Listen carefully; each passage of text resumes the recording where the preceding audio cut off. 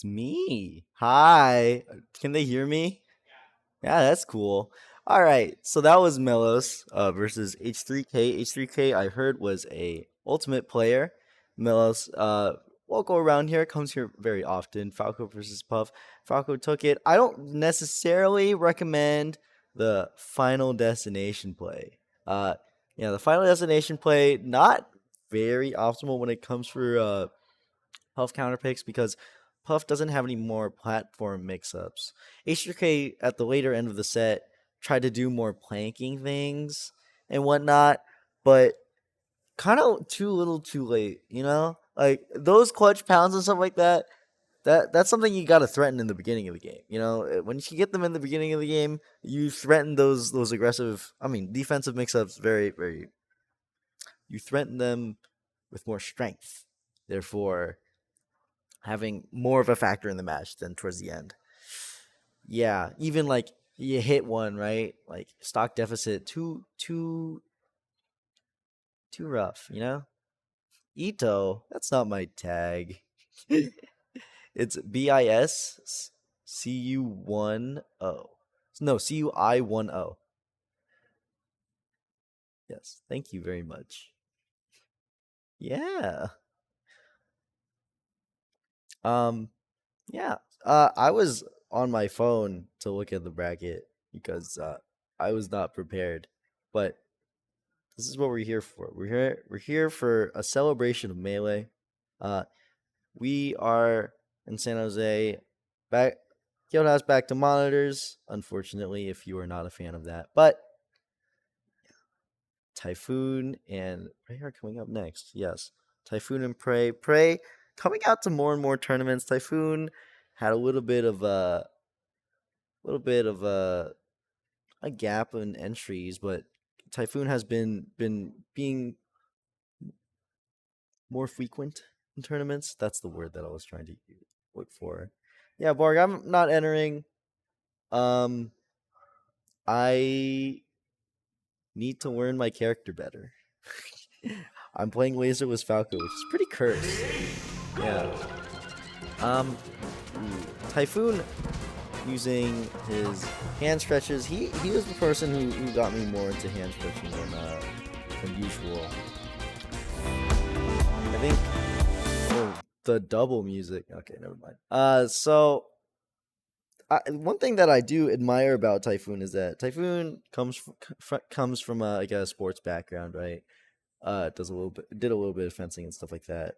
And Typhoon brought that sort of discipline to the melee game, and that people finding their facets, and using it in their different hobbies and different elements of competition. I think that's very, very cool, very important, to the scene. I love it when people bring themselves to their game, yeah, winners round one.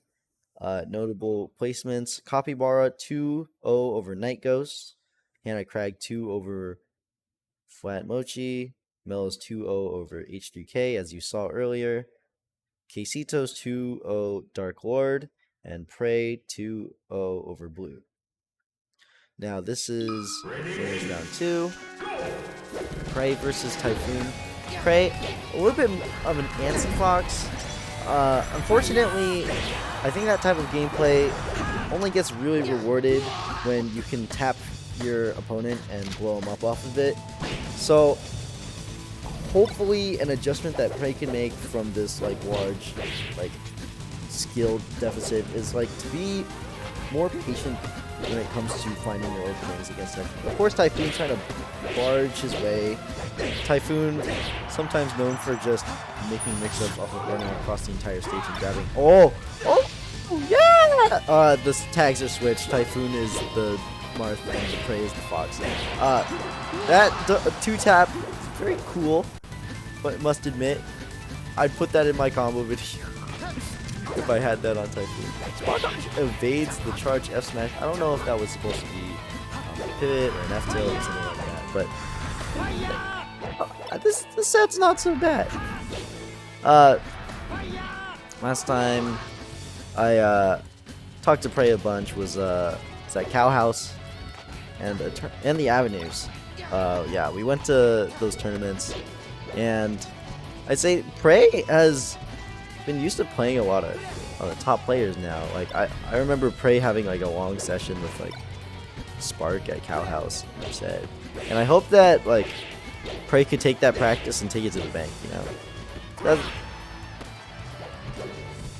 that's what I always like to see. Getting this platform tech chase, getting a couple of up airs. This is not. If I was Prey, I think that this would be a very satisfying set to watch.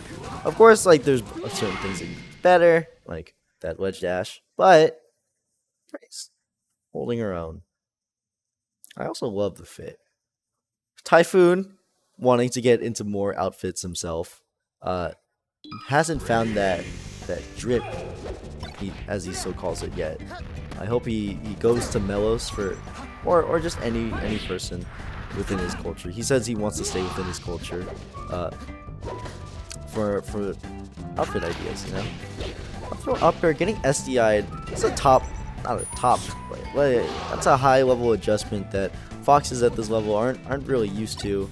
You know, back in like 2015, 2016, right? You know, like a lot of the new players had to adjust to all of these good players trying to get the shield drops. I mean, like yeah, it's been SDIing up air has been known for a while, but also at the same time, like for it to be so abundant as it is right now, like your local PR just SDIing up throw up air, it's a little bit jarring for some people. So yeah, that's an adjustment that might be might need to. Ooh, oh my gosh, my words. That's an adjustment that might need to be accommodated. I've seen some foxes do things such as like up throw shine, waveland down tilt. I think that's pretty cool. I don't know how much you can really get off of it. Let's not. Typhoon smiling. Not gonna matter. At least in his mind it doesn't. I don't think he thinks that it matters that much. Playing with his food a little bit. Down smash. Into moonwalk back air. Ends the set. 2-0 for tie. Yeah. So that was winners round 2. Notable placements that were made during this. If it can load, please. But yeah. Also adjustments that people have made to up throw. It's just like taking the up throw back here and running away. I mean that's a normal thing that people do. Vesper 2-0'd Anki. Vesper is a Sheik player coming from Stanford. He usually needs a drive to get here, so very happy that he came here. Um, Probably a little bit disappointed of his 9th place in Arcadian. We don't need to talk about though if he's watching the VODs. Vesper, you don't need to look at these VODs. Also don't need to listen to me say you're placing at the Arcadian. Uh, what else has happened? Big DK over Joppa. I just played Joppa earlier. Joppa is a Samus player. He really likes his reversals, but you know, every single floaty player loves their reversals. PRZ is playing Quesitos. Dark Atma is playing Melos. Dark Wizard 123 is playing Hannah Crag. Bobo is playing Lopez. Glad that Bobo can make out to one of these. He's from SF. That is a Yoshi player. And, you know, we love to see the character diversity. Umar are playing Capybara. And then in the losers, Joppa is playing Night Ghost.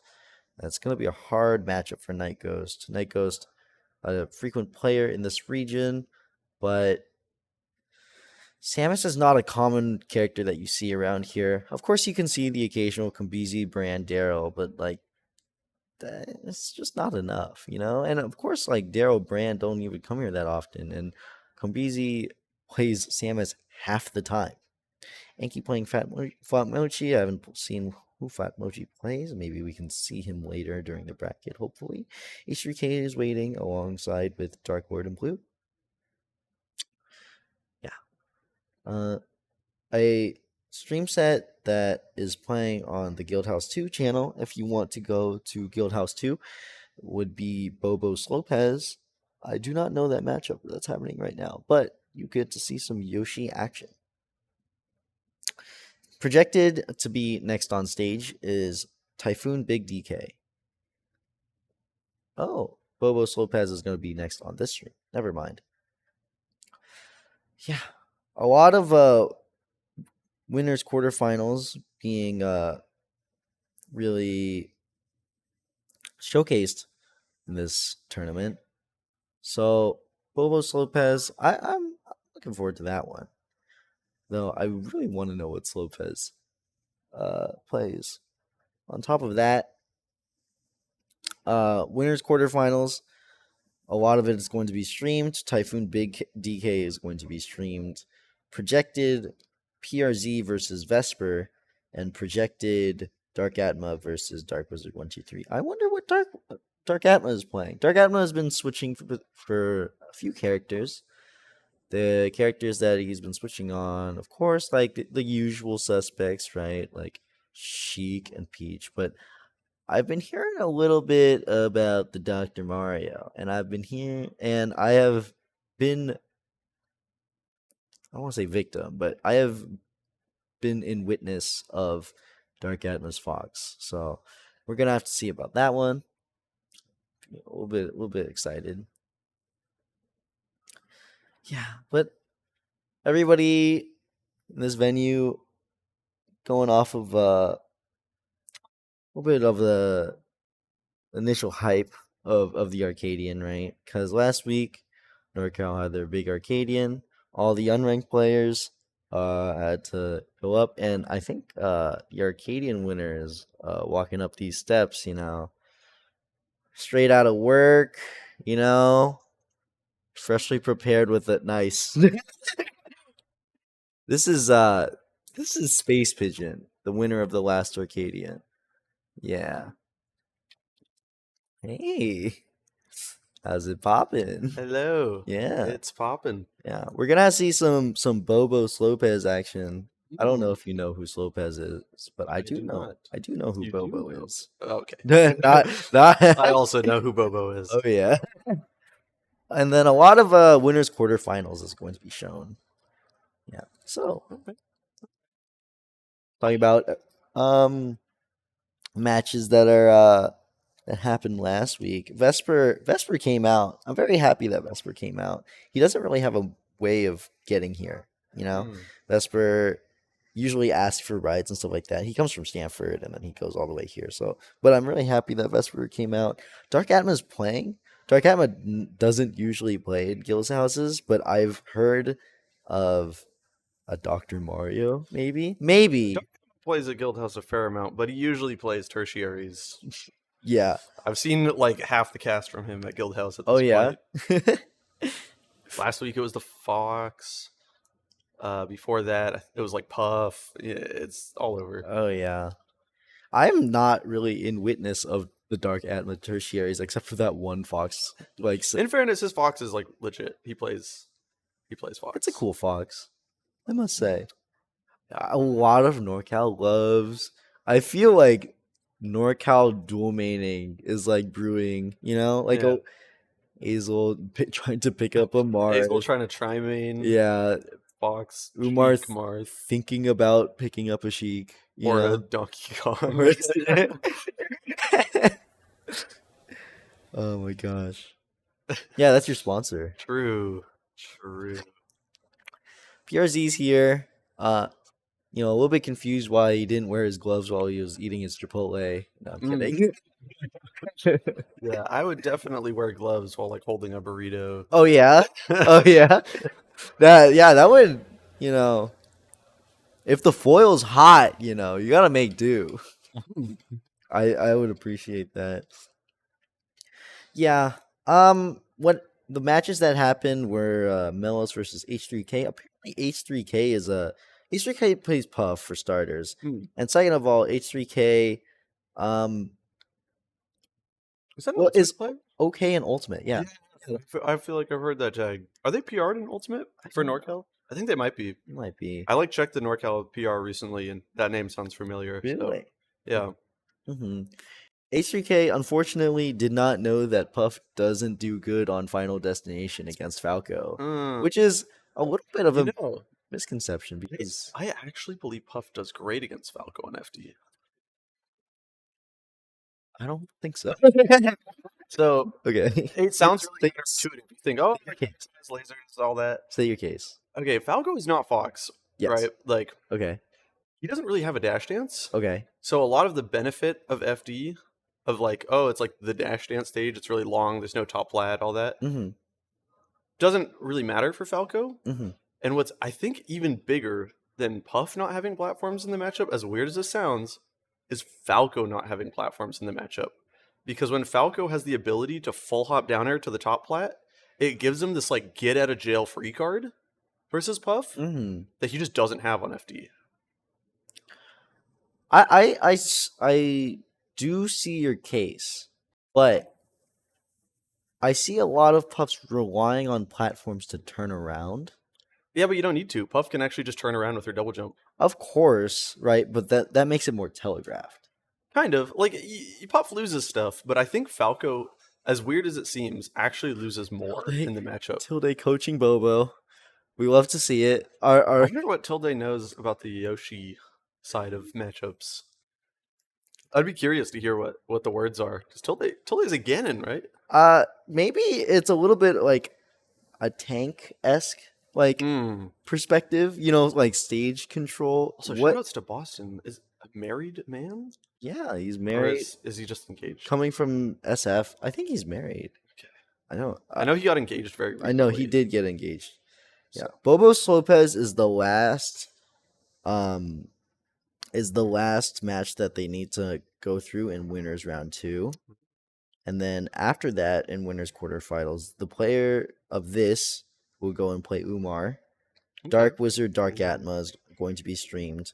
PRZ Vesper is going to be streamed. And Typhoon Big DK is going to be streamed. Typhoon Big DK is going to be a very interesting one. That's exciting. This is not for this current PR season, though. This is a new season. Is for the next season. Yes. So this doesn't matter for the rankings that are going to come out very soon. That's very important, actually. Yeah, if you are a NorCal viewer, a fresh season, new NorCal resident, the Arcadian was the cutoff for the PR.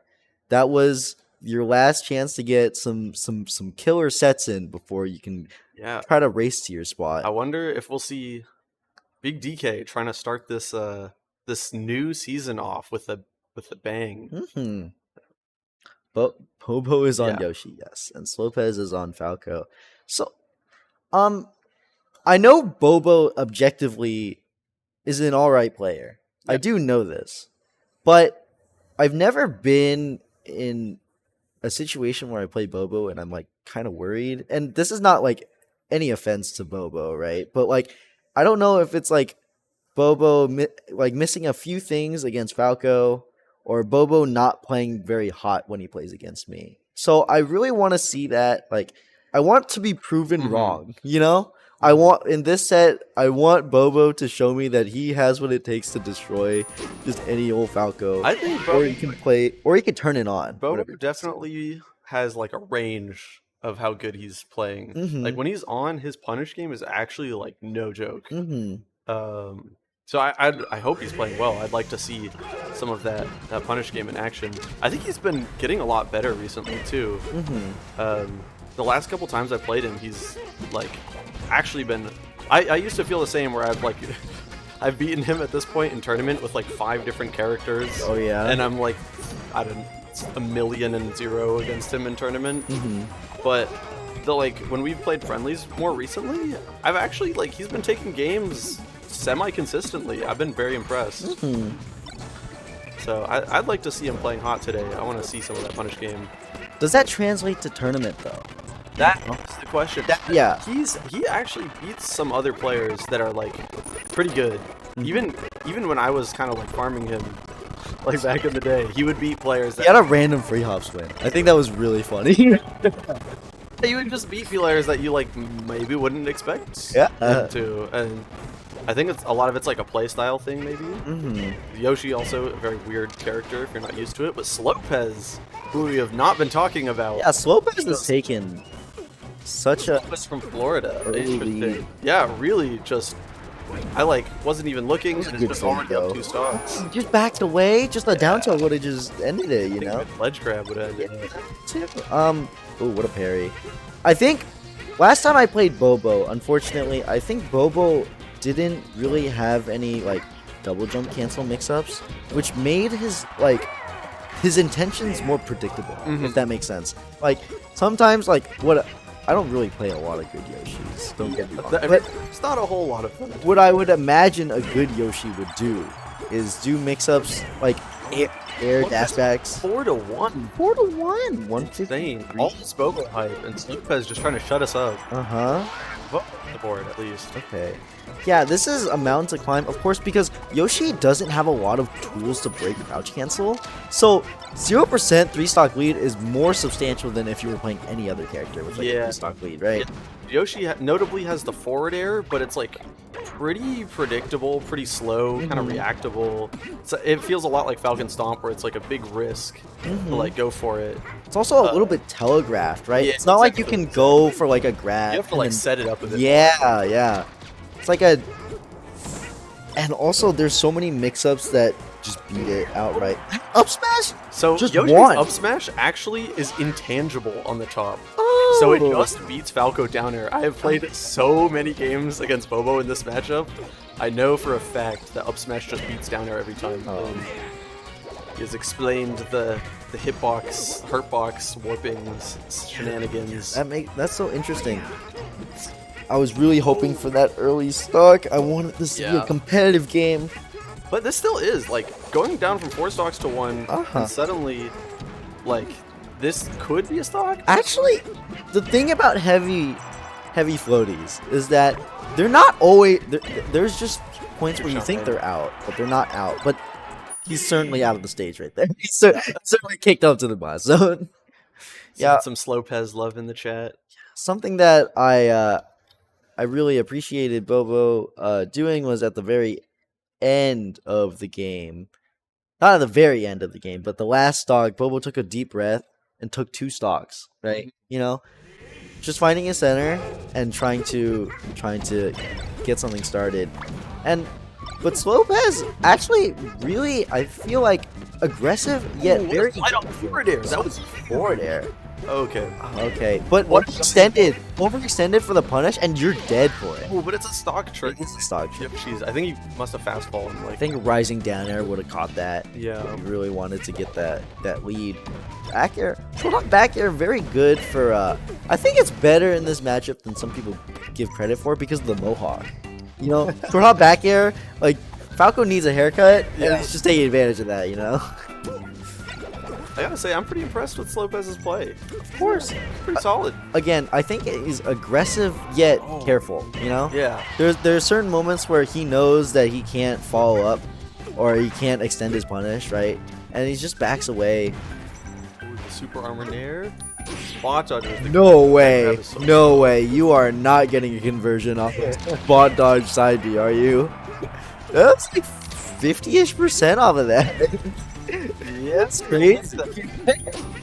Ooh, predictable side B. Okay, it doesn't. Wait, okay. Oh, it's okay. It's okay. Just throwing a little spice into it. Make the commentators worried, just for fun. That back was so risky, but lives for it anyways. And something that I don't really like some Falcos is that full hop doesn't really threaten much. So when you have an enemy on the ledge, I see a lot of Falcos.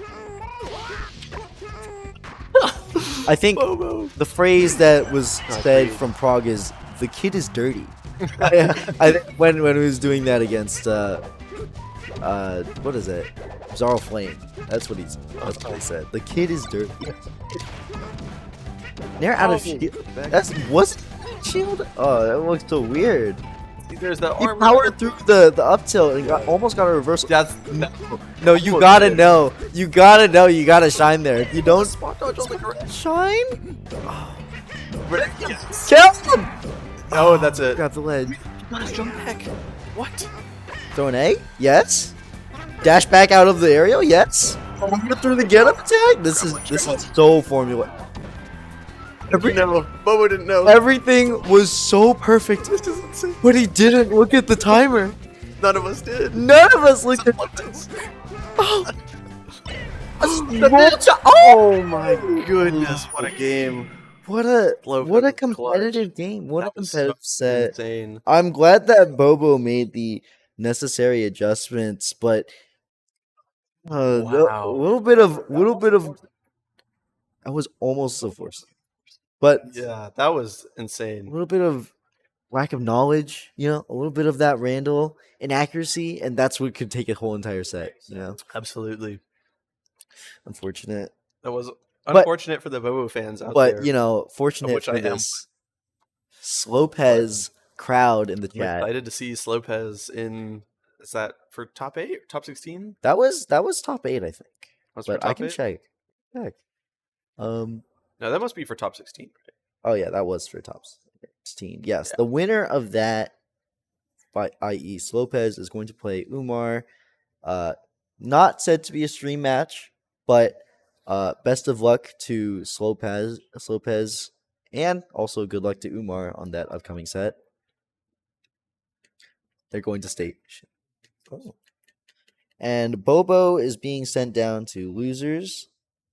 And let me see if Dark Wizards versus Dark Atma. The Darks face off. Where's Who is Binion playing today is the question of all ages. Oh my gosh. Is it Doc Atma? Bobo is playing blue in Station 2. So, yeah, best of luck to Bobo in his loser's run. He's playing blue? Is there... Blue is the player, yeah, BLU. Not the Fox, right? That would be insane. I don't think Blue 2 is down there. No, Blue the Chicago Fox Chicago. player? Look, went to sent to losers. That'd be insane. Oh, that? Yeah. Oh, It must be a with an different E. Oh, there's no E. There's no E in this one, yeah. Gotcha. All right, that makes more sense. I'd be Mm. like, what is Blue doing? Pretty sure I just saw them on stream in Chicago yesterday. What is What's Blue happening? doing here in losers?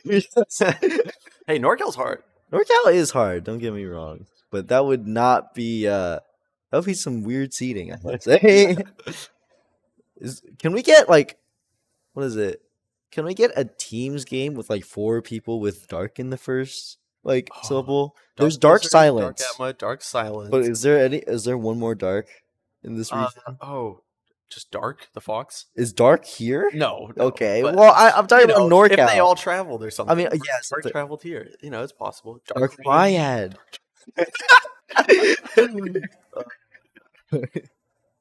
Yeah. I'm wondering what Binion is going to. Dark Atma. I think he's playing Dark Atma.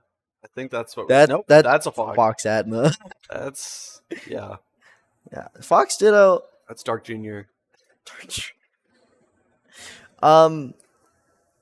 Yeah, Fox. Not a lot of foxes that I know like the Ditto, but I know a lot of other foxes do.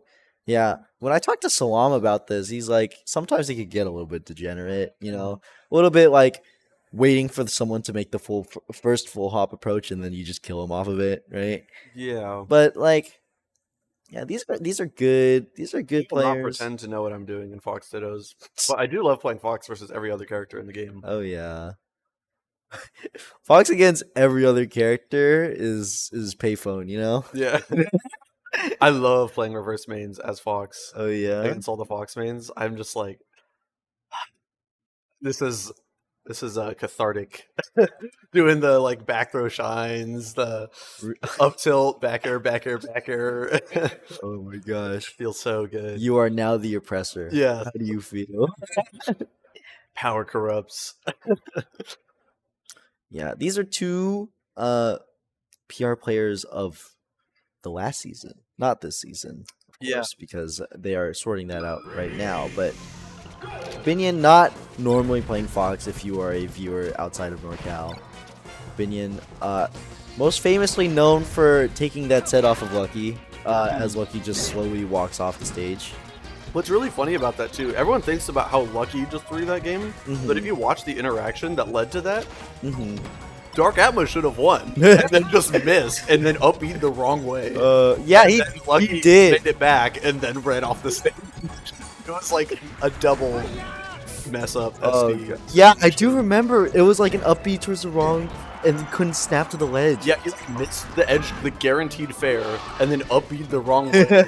And then Lucky made it back, and then ran off the stage. It was just a mess. These people play each other bare minimum once a week, you know? I think so. Well, they come here at Guildhouse and then they come into their little hideout, you know? yeah. Although Dark Wizard has been out of the country for a little bit. That is true, yes. Dark Wizard He's just returning to activity now. Uh-huh. So I don't think he'll. I'm not sure.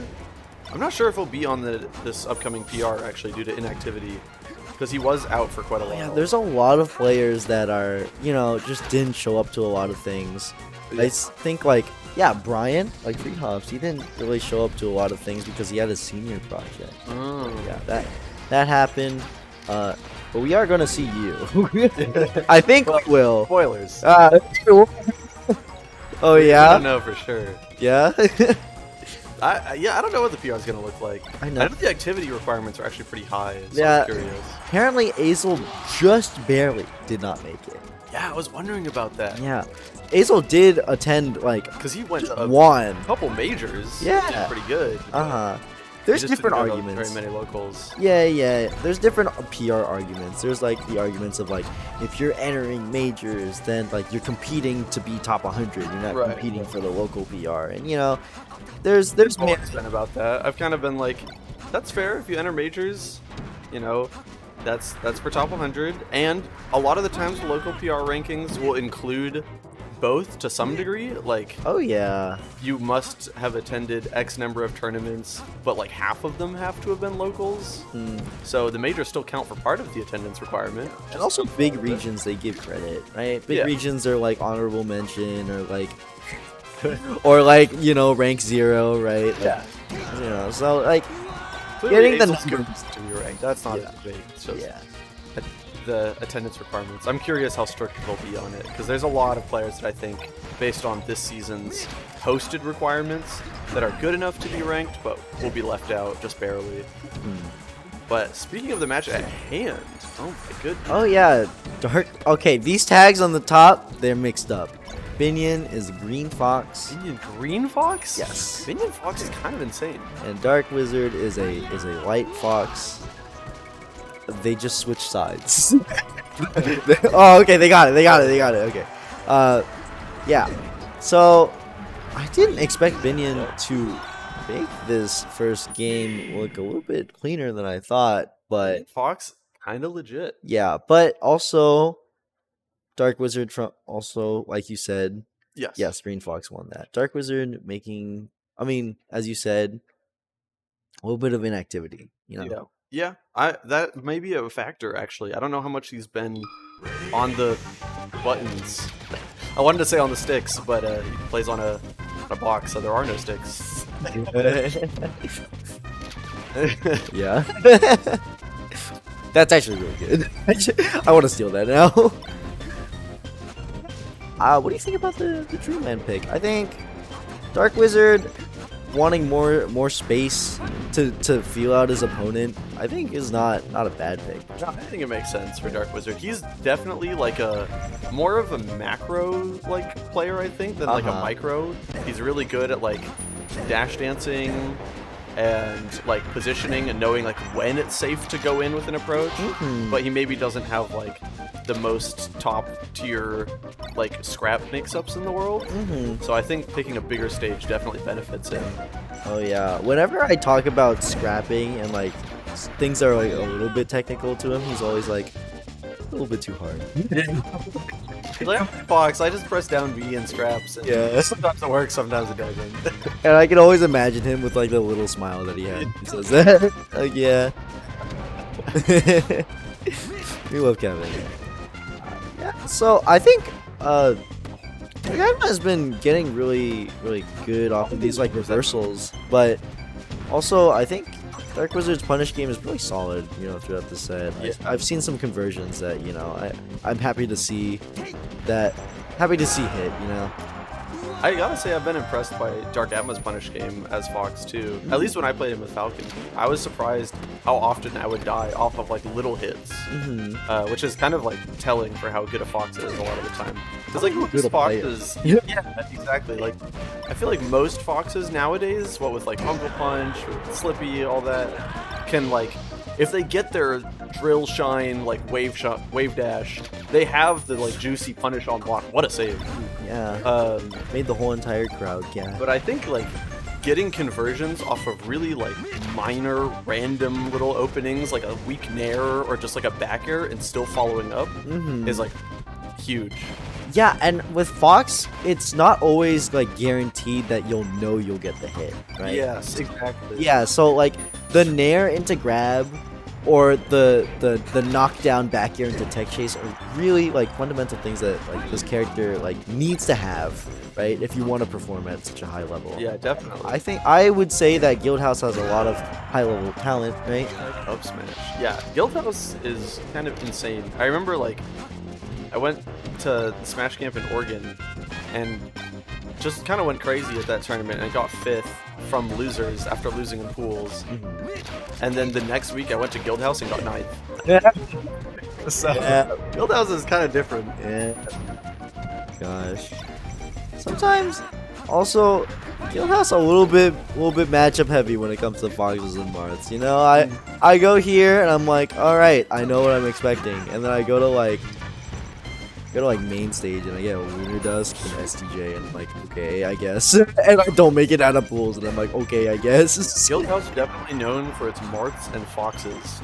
Yeah. And extension NorCal as a whole, because Guildhouse definitely our premier local at the moment. Oh yeah, if you want some premier Marth and Fox practice, you know, consider taking up a CS job and moving to San Jose State University, you know. Yeah, that's really the Thursdays strat after school. I think how well you will do in NorCal is dependent on how good your Marth and Fox matchups are. Oh yeah.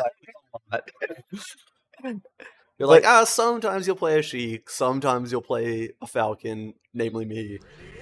And that's about it. It's just Marth, Fox. But you know, luckily we're not Washington though. You know, luckily we're not our PR isn't based off of some like a bunch of Peaches and Falcos. You know, that would be not helpful for any practice, you know. But yeah, I think the no-brainer choice, like, oh, I lost on Dreamland. Let's play Yoshi's Story. That respect it. Oh, that's not look like a reaction shield. That looked like a read.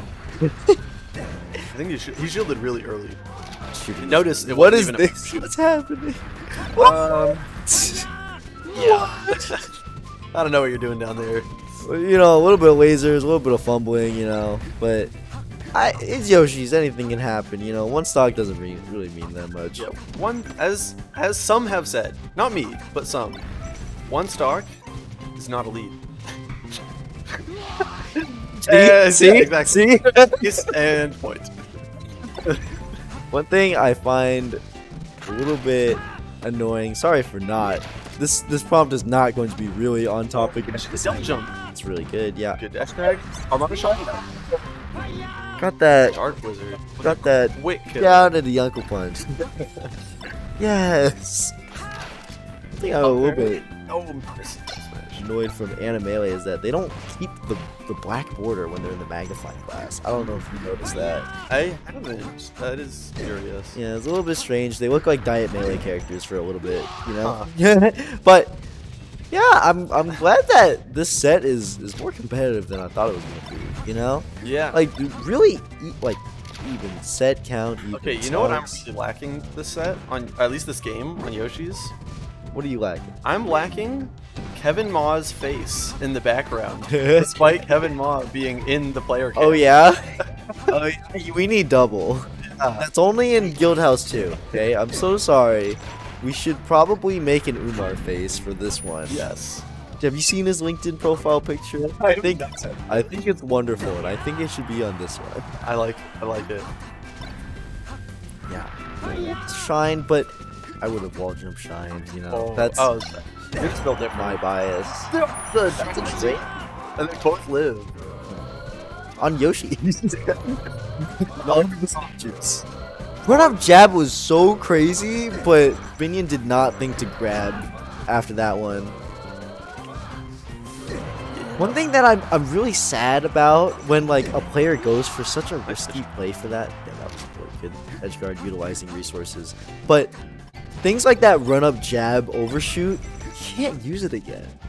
Like, because like they're just gonna expect it, but it's such a powerful, like, dominating read. I'm of the opinion that you can always try something twice. Really? Because against good players, okay, it depends on how good you are. If you're kind of bad, then you can't. You can't use it twice. Sorry, the other player will adapt. But if you're pretty good, they'll expect you to mix it up, and you can get away with doing it twice. Binion went for a suicide kill with a stock up and took the set. That went fast. Yeah, faster than that. No joke. Mm.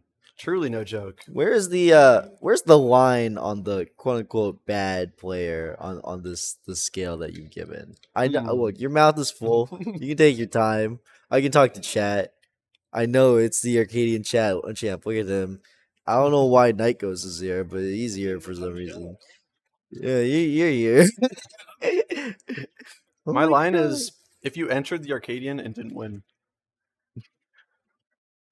how could you? no, How could you?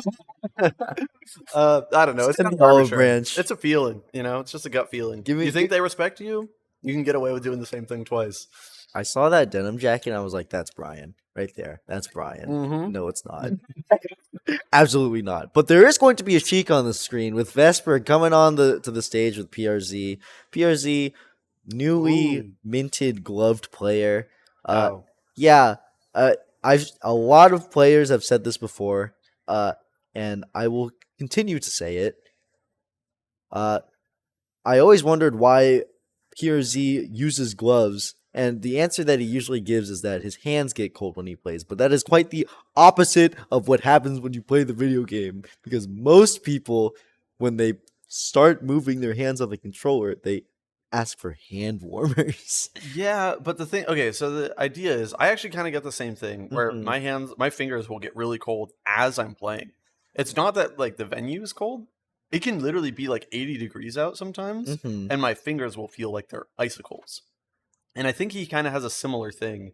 And so the reason he plays with gloves is because you can only use hand warmers while you're not playing. Is it like the movement? Like, I think it's nerves, at least for me. I think it's like when I'm in tournament and the nerves are hitting, it's like a circulation thing. So I think that's his idea, is because the weakness of hand warmers. Yeah, exactly. The weakness of hand warmers is that you can only use them in between matches. And so he wants the gloves to provide warmth during the game. All of the blood is centralizing more towards the mind and the heart, right? So like, yeah, exactly. Yeah. Okay, this makes more sense to me now. So I am curious how this set will go. Vesper, pretty good player. Yeah, I'm a fan. Both of these are good players. 9th place on the Arcadian versus Arcadian Spectator. And you know, and might I add, a very rough draw. Vesper losing to very good Fox. Xander and Butlick. Yeah, Butlick and making it to grand finals. Yeah, so unfortunate, and Xander, of course, top 8 placer. Yeah, Xander also top 6. I mean, top 5. Yeah. Sorry. So, yeah, rough draw for Vesper, especially with his character, right? Yeah. Hopefully, ooh, what a snipe. Hopefully, Vesper, after the Arcadian, just like no life playing against boxes. Yeah, I actually had like a nightmare bracket. Yeah. Holy cow. Xander and Butlick? Yeah, he also liked to play Neferatu too, and other foxes. Like it was not pretty. Xander's a fox that I like really respect. He has like beaten me before, and even at the Arcadian where I won 3-0. If you watch that set, I think all 3 games were a comeback on the last one by me. Like it was really. Oh my god, the games were so close. Okay, it's been too long. I can make comments about that set now. You got reversal way too many times. You went for down throw knee, and then you missed, and then like I was just waiting for you to shine when you get up B. But you know, what's in the past is past, and I think like if you weren't playing with nerves, you would know that it was not like the. I don't think I played my absolute best at the Arcadian, but that's the Arcadian. I don't Yeah, think of anyone course, was no playing one absolute best. Yeah. I think everyone was choking. Oh yeah. So, anyways, I think Vesper better than his 9th place performance at his Arcadian. Yeah, with a you were different seeing it to bracket, make it into Yeah. top 8. Yeah. I think he definitely could have made it with a better bracket for sure. You know who had a really funny bracket though? MRG. Did you see his bracket? Mr. G? Yeah, Mr. G. We never heard MRG. I saw Forox in his path. That's all I remember. It was like he knocked Slim Chang out. Yes, and then lost the Forox. Then he lost the Forox. In the same matchup. And I think he lost to Ziri. Oh my god. So it's so funny. it's look, That's the most Arcadian bracket. it would be less Beat the 2nd seed, lose to a Mewtwo and a dog.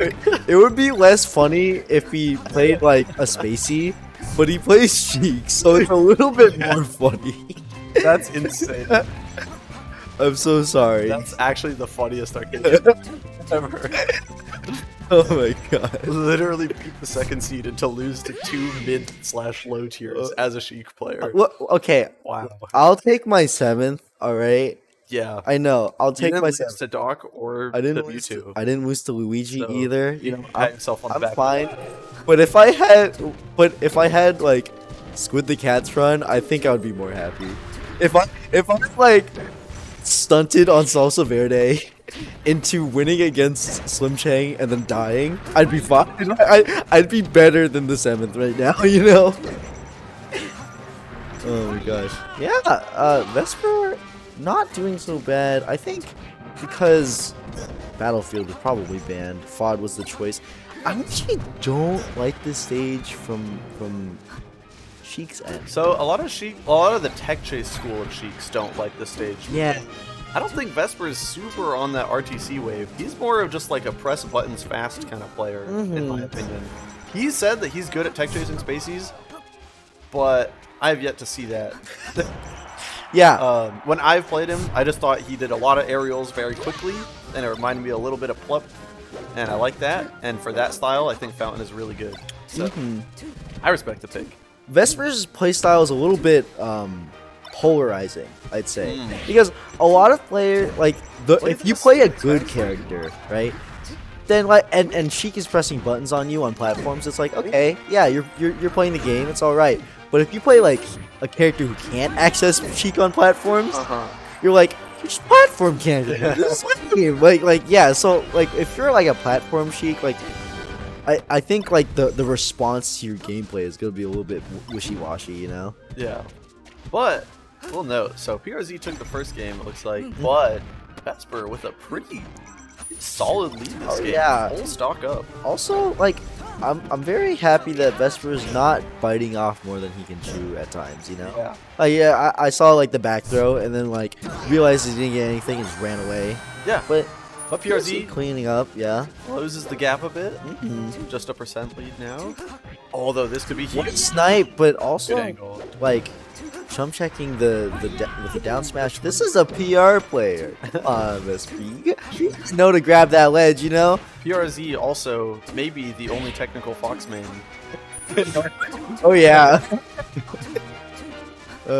He's not seen Galen the Wise, of course. Galen, my goat. My god. Oh my god. No disrespect to Galen. Shine. I wasn't being ironic. Of course. Oh my gosh. I have a story, but maybe this can be after commentating. Yeah. Yeah.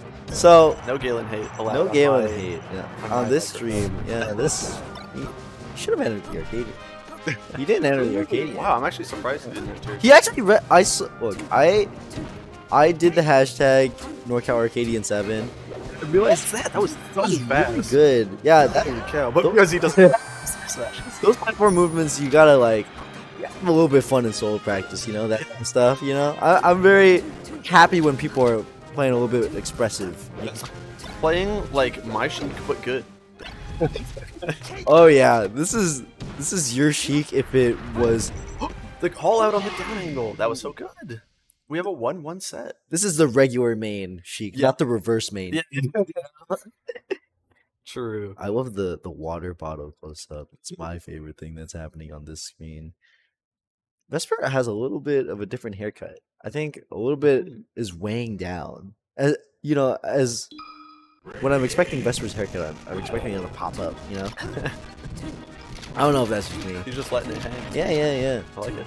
I don't know if that is changing his gameplay, but he is having an even game with PRZ in a very unfavorable matchup. Okay, a little bit unfavorable matchup. I don't want to get into any controversy here, but I don't think anybody can argue that Fox. Quick stock by PRZ though. Yes. Just 20 seconds in.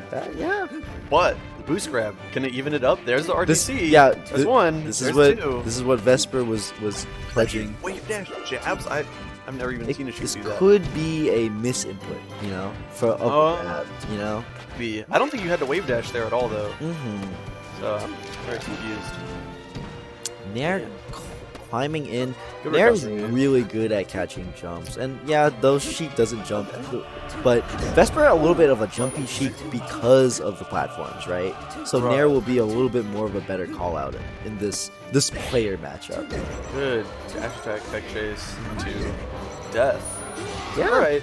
Okay. Extended lead by PRZ. This is gonna be hard to survive as Vesper. Of course, yeah. Vesper Sheik Going to has ledge. Makes not sense. a lot of tools to break crouch cancel, but But grab here's something. certainly will break crouch cancel. Shield after the up smash. You're not a fan of that. I guess reading a step attack, but was not the play.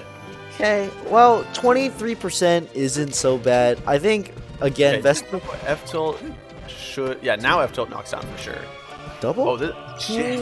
No, That must have been an up tilt. or an F tilt. Or yeah, either one. Yeah, just There's no way that was supposed to be. it looked so pretty. She finished it. Yeah, the double up air was so sick into just the weirdest jab. There's some combos that certain. All right, this should be death. Please. Oh, I thought he was gonna dash attack. You have to F tilt there. You just have to not down smash. I think Vesper is getting like Okay, there we go. Nuts it up. Converted. And we have an even game. Game 3. even-ish. Yeah. 27. That's nothing. That doesn't. I don't think that even really changes anything. Well, I would have said it was nothing if that grab converted into 27. Yeah. But I think because Vesper didn't get this RTC, this lead is stacking up significantly. Roll into the edge, gets Coverage up, but bad ledge option. PRZ showing that he is the only technical Fox in NorCal getting those double shines out into the ledge. Oh. That jump was really good. What was that? Up smash? It was on the wrong way. He would have gotten the bad hitbox, but I think some hurtbox shifting made it so that he got the strong Yeah, hit. because of the back air. Yeah. Okay, here's the RTC. I think This matters. This matters a lot. This is huge. This needs to even it up. Dash attack again. Okay. Yeah. Catches DI away. Yeah, that was That's a death. good DI mix up. Ledge, yeah. PRZ probably expecting like an F tilt Yeah. or maybe like a, just like a combo extension, but that's not good. Misses the dash, it looks like. PRZ puts him, Vesper puts himself on the ledge though. Blaming gloves. Blaming gloves.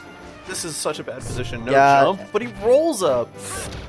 Yeah, so that would have been an easy kill, but PRZ did a roll instead of a Oh jump. my but god, this is so scary. this is Anything very- kills by PRZ here. Game counts This one could kill. part. No back Yeah, throw. please. Actually, so surprised. Okay, this is important. He That's did not it. he was CI, and then he got the shine out smashed, and that clears out I can't believe he winners didn't back throw round there. 2. Yeah. He could have just gone for the 50-50. Yeah. Maybe a I would bit just too back throw up respect. smash. You know, like you know how like a lot of like players might be scared of players' skill. You But know, like at 0, you don't actually have the true RTC on Fox. yeah, according yeah, to some Sheik players yeah, that yeah. may have resided in NorCal in the past. But Vibes were there. You know, I think, yeah, I think you got a back there. That Just is- go for the 50-50 gamble. that is something that that is something that you must go through.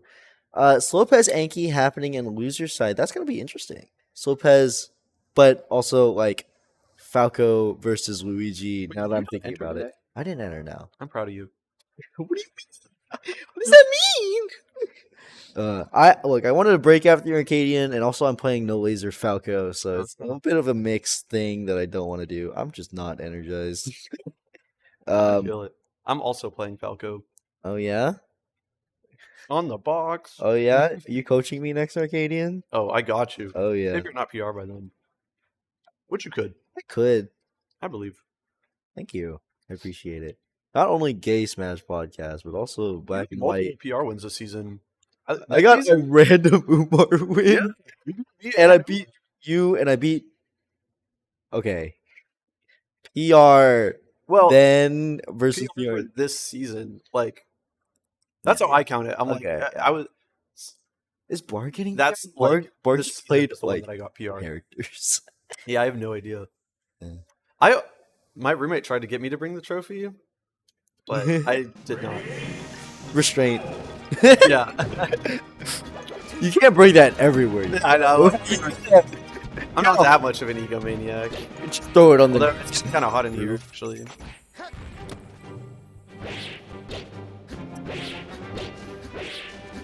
I can't even see you. This joke doesn't even work. Oh my gosh. Okay. Yeah. When the camera goes on, you unbutton. Okay, I see it. Yeah.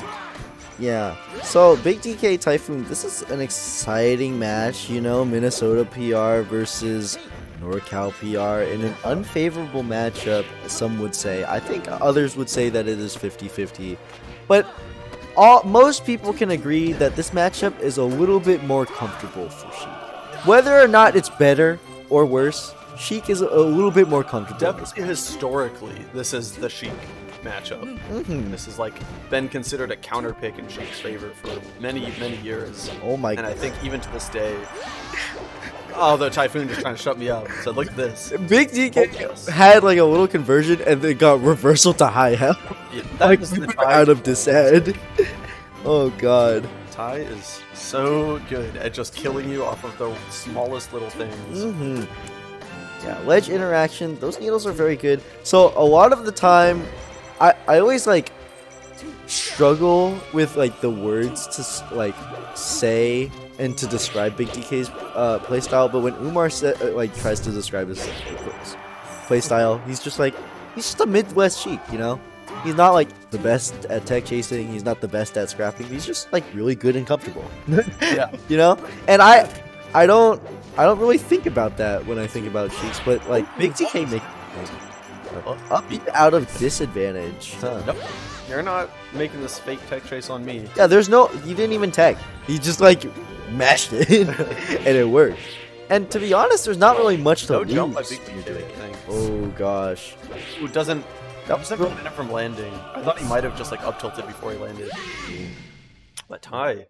Our first game. I think this is the start of best of fives. Oh, okay. I think if I'm reading the Binion versus Dark Wizard was best of 3, so I think this should be. Yeah, this is best of 3. Yeah, Umar, Dark Wizard, and PRZ versus the winner of this would be best of 5 actually. Yeah, fair. This should be a clean edge guard. That was a very well placed fair. And that back air is also very clean. I'm trying to do that with Falco more. Lord, you gotta come to NorCal so you can be part of the dark teams. that is Dark true. Silence, Dark Wizard, and Dark Atmo. Oh yeah. This is a punish opportunity. I think. Yeah, there are some times where that's actually really good. Yeah. So, okay, what's really cool about that mark down smash? So in theory, you can't RTC Sheik because tech in place and tech behind look the same for too long, right? Yeah. But if you down smash, it covers both. And down smash comes out fast enough. Comes out like frame 5, I believe. Down smash does come out fast enough, and also there's not really like you can never be negative down smash in the percents that they're tech chasing, right? If you're tech chasing with a knockdown on Sheik and down smashing, like you're always gonna be positive, so like you're not gonna get reversaled off like getting that if you manage to get the hit. Exactly. Yeah. I just love that like it's actually a workaround to the Sheik making like the RTC not true thing because it actually makes it true if you down smash. Yeah. Because it covers both the like unreactable options. That was actually really silly. Full needle charge, spot dodge the F smash. Respect. Oh, I think wait, Big TK hesitated to go onto the platform because fair doesn't even bother turning around. yeah, Big TK down through under the side platform and hesitated to go up there because Typhoon showed last time that he just ripped the up B. So Yeah. so Typhoon, because he established that Why wouldn't you just down here? reversal opportunity, this could be a big combo. What back here actually? Actually, just I a thought he was big gonna conversion. get there, but I like this. Yeah, I think Big TK extended a little bit too much for that edge guard. The backer was great. The edge guard. I don't know. much. This could be a bias though because I'm a spacey player and I'm not supposed to go off stage when I'm edge guarding these people. But yeah, I think the play is to grab ledge in that spot. or just like be on stage and be ready, you know, like with an up tilt or a back air, depending on like that's a 50-50, you know. Jumps right into the That wasn't the most sweet spot. tie with a huge punish. That was a No, reversal. Oh, what a fair out of hit stun. Yeah, I tried to charge the F smash. didn't Wow. work. Yeah, Big DK bringing it to game 3. I'm laughing at whatever Big TK said, and Big TK, I don't know what's happening. Ty's a goof. He's a goof. He laughs a lot. I'm imagining Big TK said, "I'm going to this stage," or "I banned this stage," and then Ty's just laughing. But Yeah. I will say, so Big DK notably beat Red Panda Master this past season. Yeah, So he clearly has some ideas in the Marth matchup. yeah. And he just took a game off Ty. Unfortunately, these two Marths don't play that similar, That's at least in this they're- matchup. they're very yeah, different. Yeah, so there's a lot of adjustments need to be made if you want to clean this up. Of course, this stage, That's no one of them. way. I respect That it. is not an Just call adjustment. Ty being over aggressive. That is true. You got to do it. That is true. That's something Call that it you out. need to just take, you know, take to the bank. That is okay. So yeah, historically this stage is better for Oh my Marth, God, the F right? stage working out. Because if you can shark Sheik out of the air, then it should mean a lot of damage. But a lot of matches that I've seen on this stage, even at top level, you know, Zayn sometimes fumbling against J-Mook on this stage, not very optimal. But also like in this instance, I don't think This is such a lead. Oh, that. FD was the play here. Unfortunately. Yeah. You think like a platform stage, a small stage, Yeah, like yeah. Orpheus or something. Something to keep Ty from getting reversals because that's what some of these openings are leading up to, you know? Yeah, and also really hard to kill here. Oh my God, Ty taking these huge risks. But okay. Okay, that risk paid Sure. off, I guess, but if it didn't, that could have been like a 3-stock like lead. you Yeah, know? It would have been bad news bears. Oh, That is oh. 3 nairs and a fair. Land. Why do you let land? So yeah, that is the reason why FD is commonly the counter pick for the stage. Kai spent his jump earlier than I thought he would. Into a reversal. These Yeah. players are just. This is in the words of some other commentators, this is a slobber knocker. Oh my This is a lot of back and forths, a lot of reversals on both sides. Discombobulate, you know. It's a discombobulate. I love that meme so much. This is these players are getting discombobulated. Oh yeah.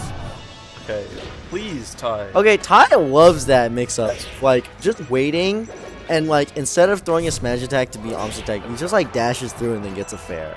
And I don't know how effective that's There we go. That's the pretty- edge guard. That's a pretty Zubair, I must say. That's a wonderful Zubair. That is like the edge guard that I've seen him super utilize against Sheik before. That little run off back air instantly. Oh yeah. Walling back air works very Okay. well for Big DK. On This opportunity. Oh my gosh, this lead is dwindling just little by little. Ty- Ty just come back. chipping away.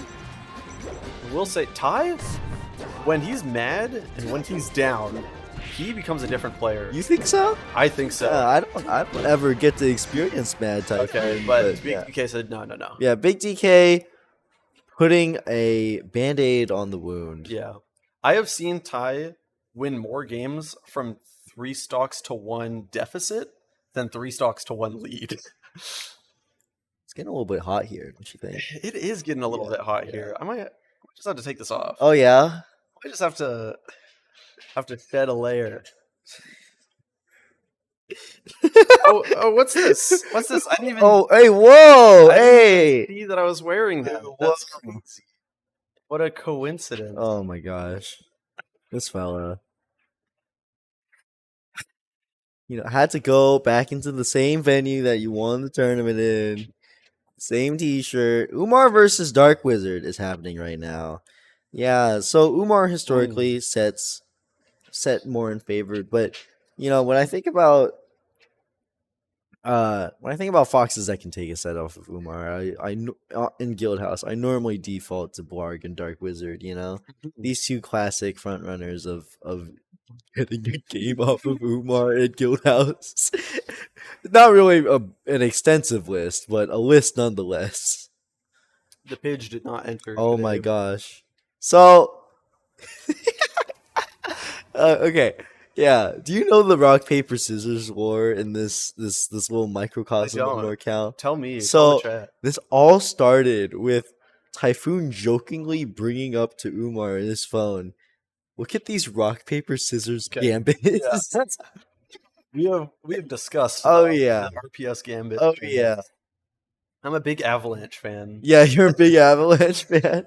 I think a lot of NorCal for a while was a big Avalanche fan. The Avalanche describes my mindset when it comes to Melee, which is just do what works over and over again. Don't worry about it. Oh my god. Yeah, but I think what's really funny is that there's just a significant amount of players that beat Umar consistently without even thinking about the gambits.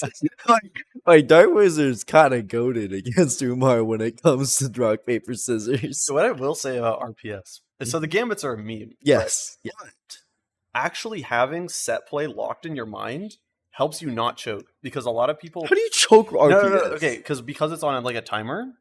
Right, you have to go with your opponent's rhythm a little bit. Mm-hmm. Oh, I will move the mic closer. Yeah. Because you kind of have to gambit, or you kind of have to hit the certain rhythm. A lot of people panic during RPS. Mm-hmm. Maybe their opponent already knows what to do, but they haven't decided, because let's say you tie on the first one, you don't know what your second shoot is going to be. So you just panic and do the easy one, which is usually rock. And so people will hard read you doing rock as the panic option or something, and you'll lose. I think what you're saying is probably true, but I will always go rock. Well, because you're just big brain. Smart the opponent. There's a difference between playing rock because you're panicking and playing rock because you know exactly. You're playing rock. But because you thought about it preemptively, you knew that your opponent would have too much respect for you in the RPS game to assume a double rock, and that's why the Avalanche comes into play. And Dark Wizard already down a stock. I feel like I wasn't even looking at the screen. I wasn't either. Yeah, I know the set started. That was a beautiful slide off, by the way. Yes. Never mind. Sorry. Box cheater. Oh yeah. I just rewatched the Bobby movie on YouTube. The Bobby Big Balls, the movie. Oh yeah. Love that video. Of course. So cleaning it up. Better person than we all thought he was, I must say. There was a lot of times where he's on the Start YouTube chat, a little bit unhinged, but housing salt was a baller move, I would say. Yeah. What a great video. That's all I'll say. Just a great video. If you haven't seen it, check it out. It's at this point a piece of the Smash culture to watch the Bobby Big Balls movie. But Umar, accidentally gets a roll there when trying to dash at a crouch. That's weird. I need to correct my earlier comms. Dark Wizard did the suicide kill against Dark Atma for Dark Wizard to win the set. This is long gone, but I must say for the record that I don't want to stay wrong for 30 minutes plus, I must say. Oh, misses the lead. 12. The game plan, of course, is to knock Fox off stage and then get your conversion. While Dark Wizard needs to come up with safe but reliable options to engage Marth, such as Overshoot, Drill, and Shine. Not going to land those, and then F Smash forced to move up because of Battlefield, and choosing the wrong spot to start the up B. Yeah, absolutely. That's just a tough spot on Battlefield. I'm surprised Umar did not SCI at those rough airs. Also, kind of a cheat code against box players that I think a lot of people just don't talk about in general is the great F smash. Oh my gosh! Is that don't give them. While technically, I think the box players can use C stick angles and super mix up their recovery.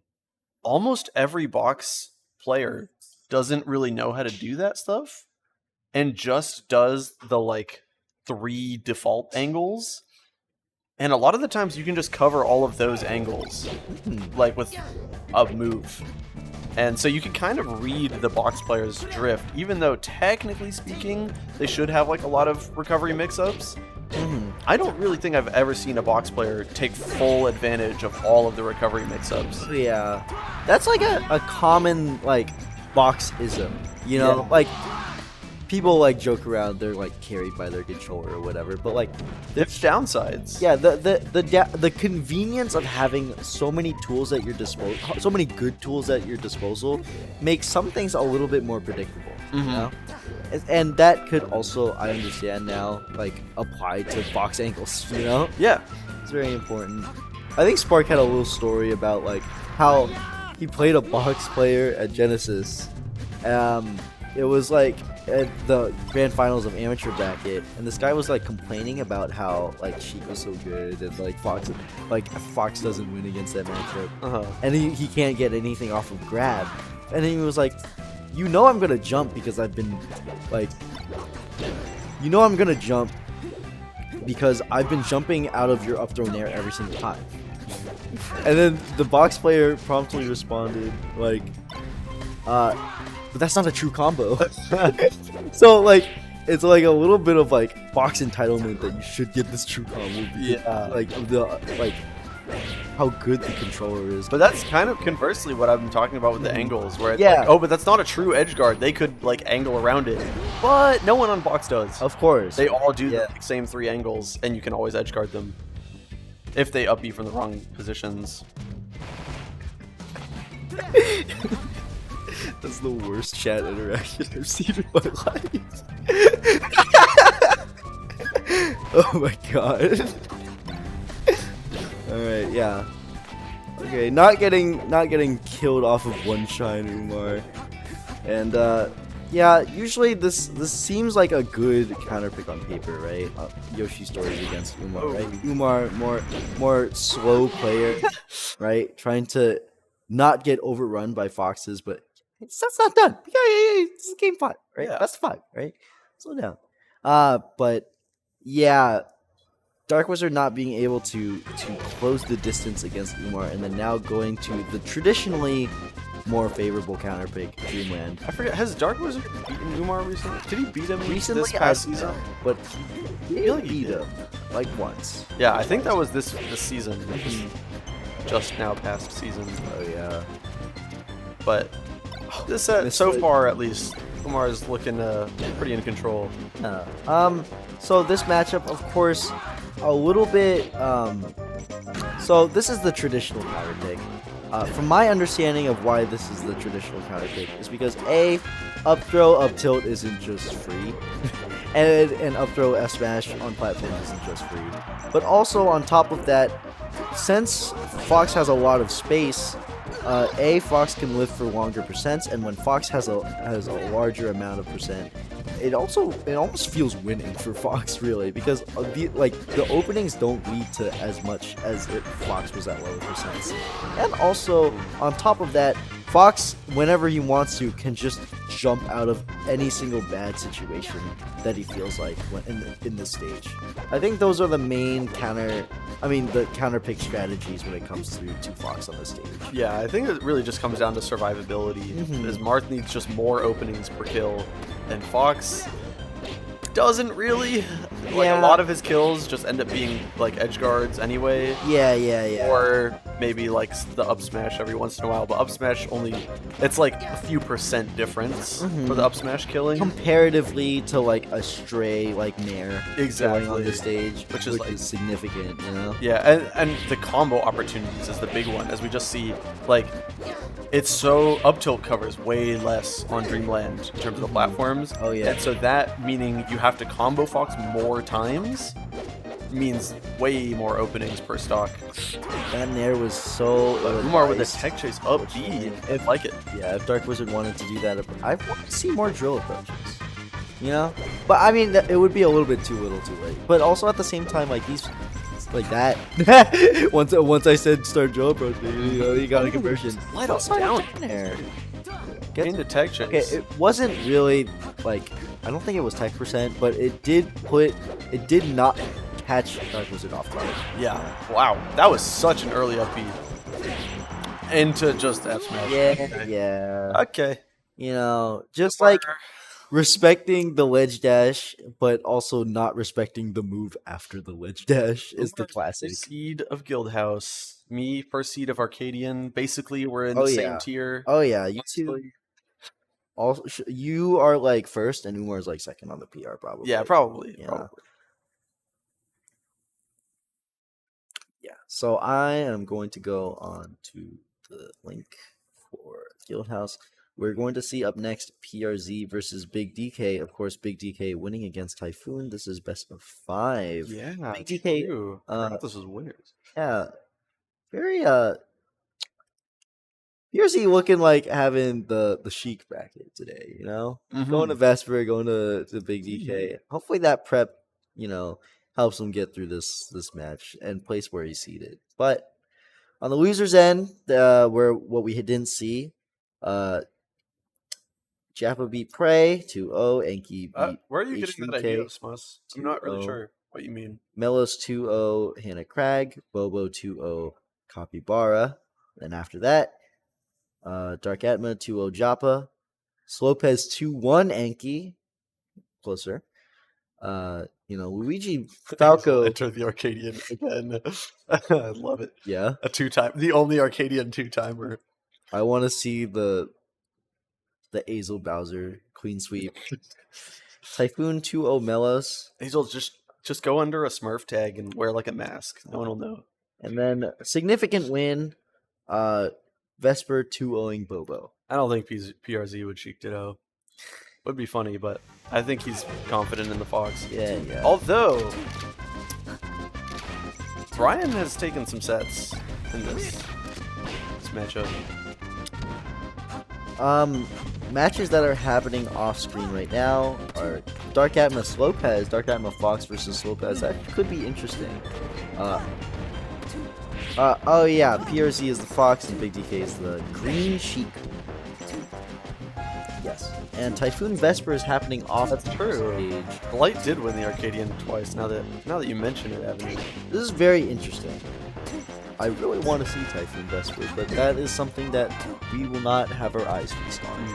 Didn't Butlet also win the Arcadian twice then? Oh yeah? Oh gosh. Man, Butlet made some bank. Second in singles. Yeah, I was wondering how much money you would make off of that. I think...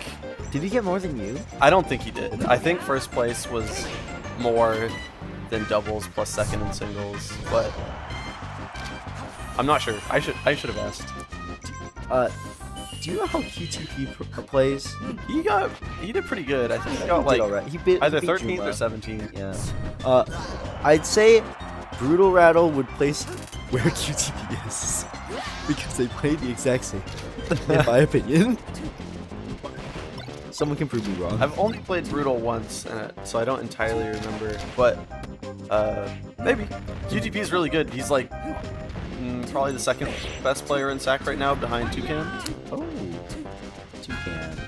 I didn't play Toucan. Well, of the people that go to like SAC locals, yeah. Because like obviously Butler would be like up there if he entered. I just played you, Brutal. What do you mean? There's no past data. I am going off of I said I played. Oh, I see. Hey, recovery situation. PRZ really good at getting that up there every single time. Actually, it's actually so consistent. PRZ getting that up there to killing sheep.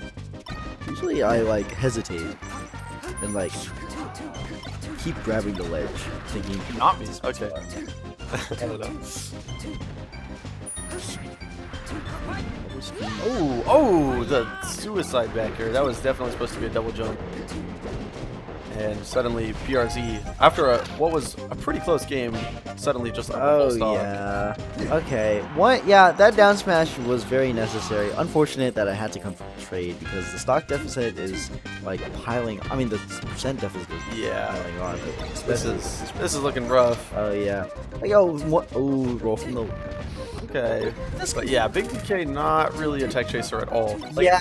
If you thought Vesper wasn't a tech chaser, Big DK is really not a tech chaser. I like Big DK, don't get me wrong, but every time I'm like down thrown by Big DK, like I'm like, he's reading me spot dodge. Yeah, I'm not that scared. He's not hitting me with the direct follow up, but he's just in the shroomed school of Sheik players, you know, rather than the Spark school. Oh, that is a very NorCal reference. If anyone is here that is not from NorCal, they get it. They're these top players. Shroomed, formerly top 10 in the world. Spark, currently like top 20. Yeah, but people know. Some casuals that don't think about how Sheik tech chases work. They're just like, oh, it's like wobbling. You know? If they're good, they can do it. I bet 99% of casual players know more about like the top 20 level of Melee than they know about their local scene. It's true. That's true.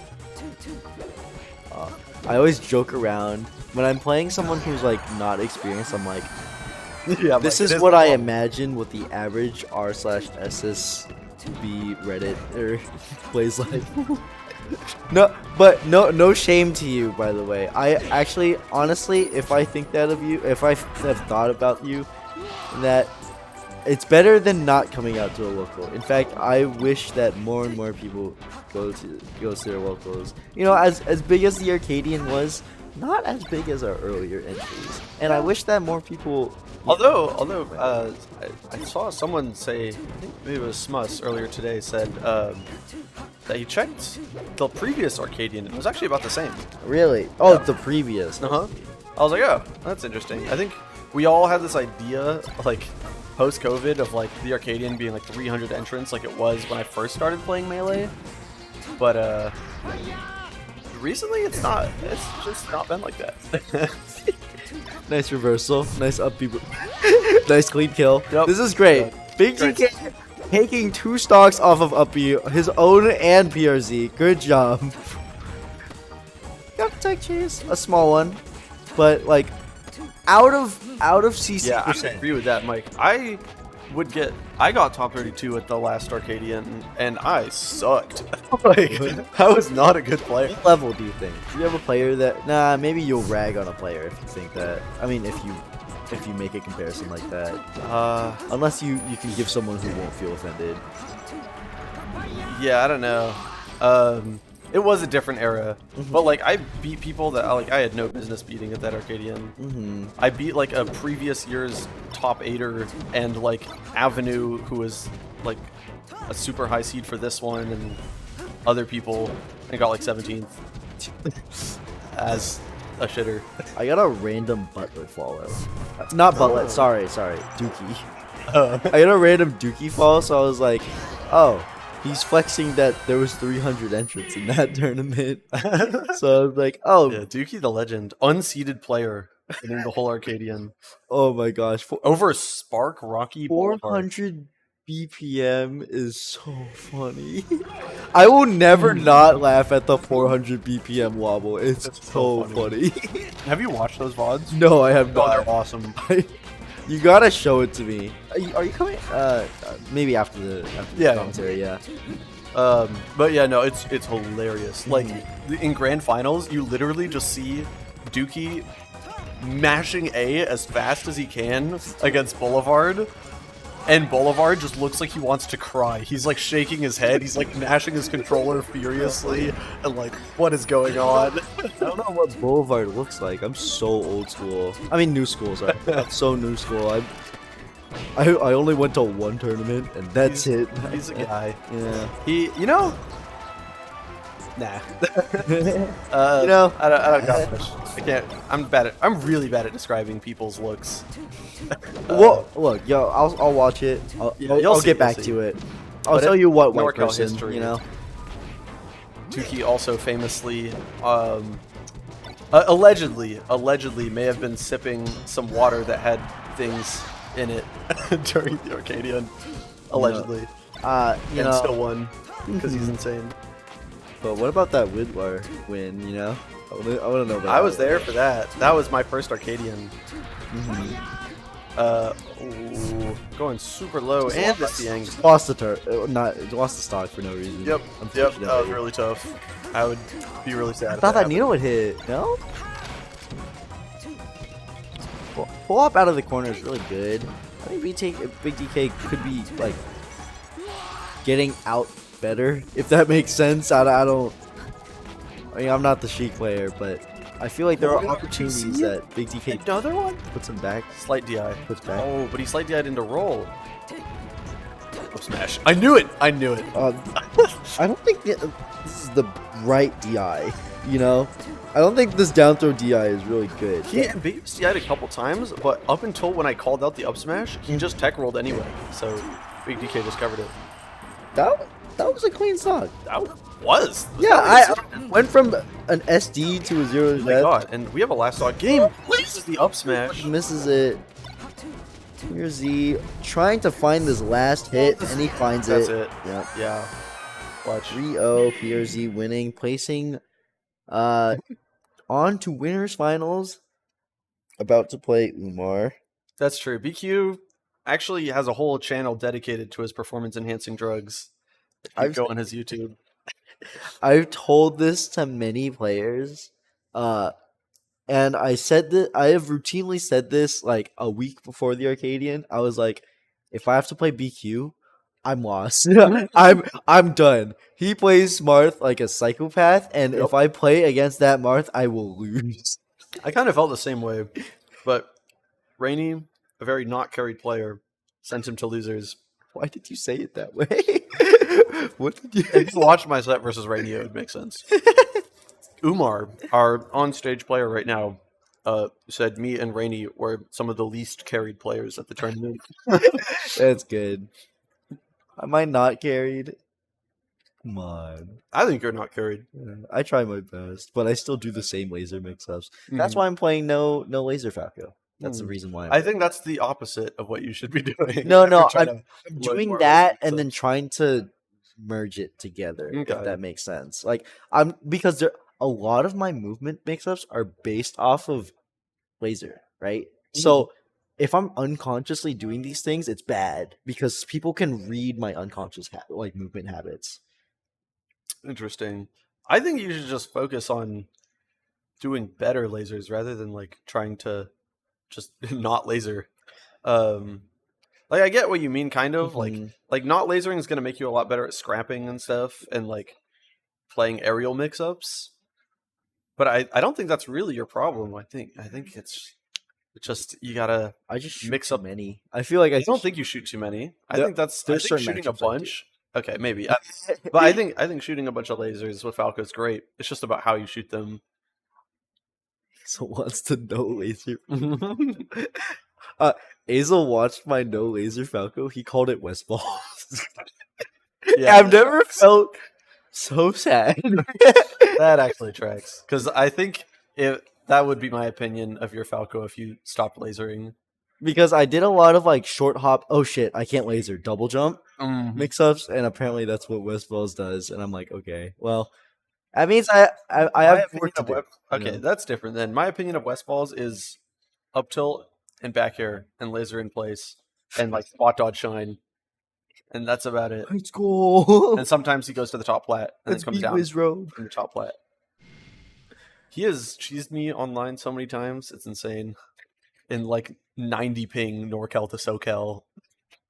Spot dodge, shine, up tilt. How does he do it?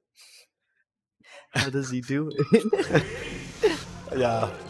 I'm not salty. I'm not salty about losing to West Balls in 90 ping within the same state. There's some There's like no salt. ranked bracket demons that are so funny. Rainy's bracket demon is curve. Oh. Like Rainy is like goes on like a winning streak and then loses to curve like 3 times and then loses all the progress. Yeah. And it's so funny, but it's so sad. I remember when ranked was like active, and I had a night where I was doing crazy. You know, I was beating all these good players. I beat multiple like top 100 level players. I was feeling real good, and then I just ran into like West Balls, Ralph, West Balls, Rom, Ralph, Rom, and I was like, what is happening? That's great. That's wonderful. Oh my gosh. Did you? I was hoping BQ would be taken out by in the Arcadian. Sorry for bringing this back if you didn't want to talk about this, but BQ, was hoping he was being taken out by Red X. Red X had a silent showing at the Arcadian, but Yeah, I couldn't see much of Red X's run, but I was expecting him to do pretty good, honestly. Yeah. He's pretty legit. So, in winners, BQ played Red X to make it out of top 32, and it wasn't on the main stream, but you could see it on the side stream. BQ with Falcon. And yeah, that's why BQ lost. Not lost. BQ won against Red X is because BQ's Falcon looked solid. like he actually was doing correct things. Yeah. Plus, down B's out of the corner. But more importantly, he did correct things. I like it. Yeah. So, I think that was such a smart move. Yeah. And also, I super respect it because I actually think Falcon's kind of a low tier destroyer. And Marth kind of struggles against like the Lynx and the Pikachus and what. Oh, Falcon's not very good against Pika. But aside from that, you know, all the weird characters like Donkey Kong and whatever, Marth tends to struggle. Yeah. Falcon, there's some holes to cover up when you play Falcon. Falcon does not struggle in those matchups. And also, one could argue that BQ plays Marth like a Falcon. You know, a little bit of F smash, a bit like the knee. Little bit of lots of knees in neutral. Yeah. You know, a lot of B moves out of the corner. That's true. That's true. A lot of like ledge into hard hitting move options. You know, like. Ooh, we see the pure Z switch. I like it. That's yeah. At a somewhat recent Guildhouse, I think he won over Typhoon. So trying to put that same philosophy into chops, but double down smash. I'm not gonna say it is the the newbie option, but it does look like the newbie option, I must say. But maybe he's just of the Avalanche school of thought. What? That is true. Down smash does seem like the Rock of rock paper scissors. Yeah. Very stationary Rock, I must say. If the Rock was moving, I would say it would look less newbie, but actually, the Avalanche implies that the rocks are moving towards you. It's more like a boulder. It's more like a boulder standing still. Oh my gosh. Yeah. What a great character. Okay, this is gonna sound dumb. That was an edge guard. Me. That was one of the edge guards.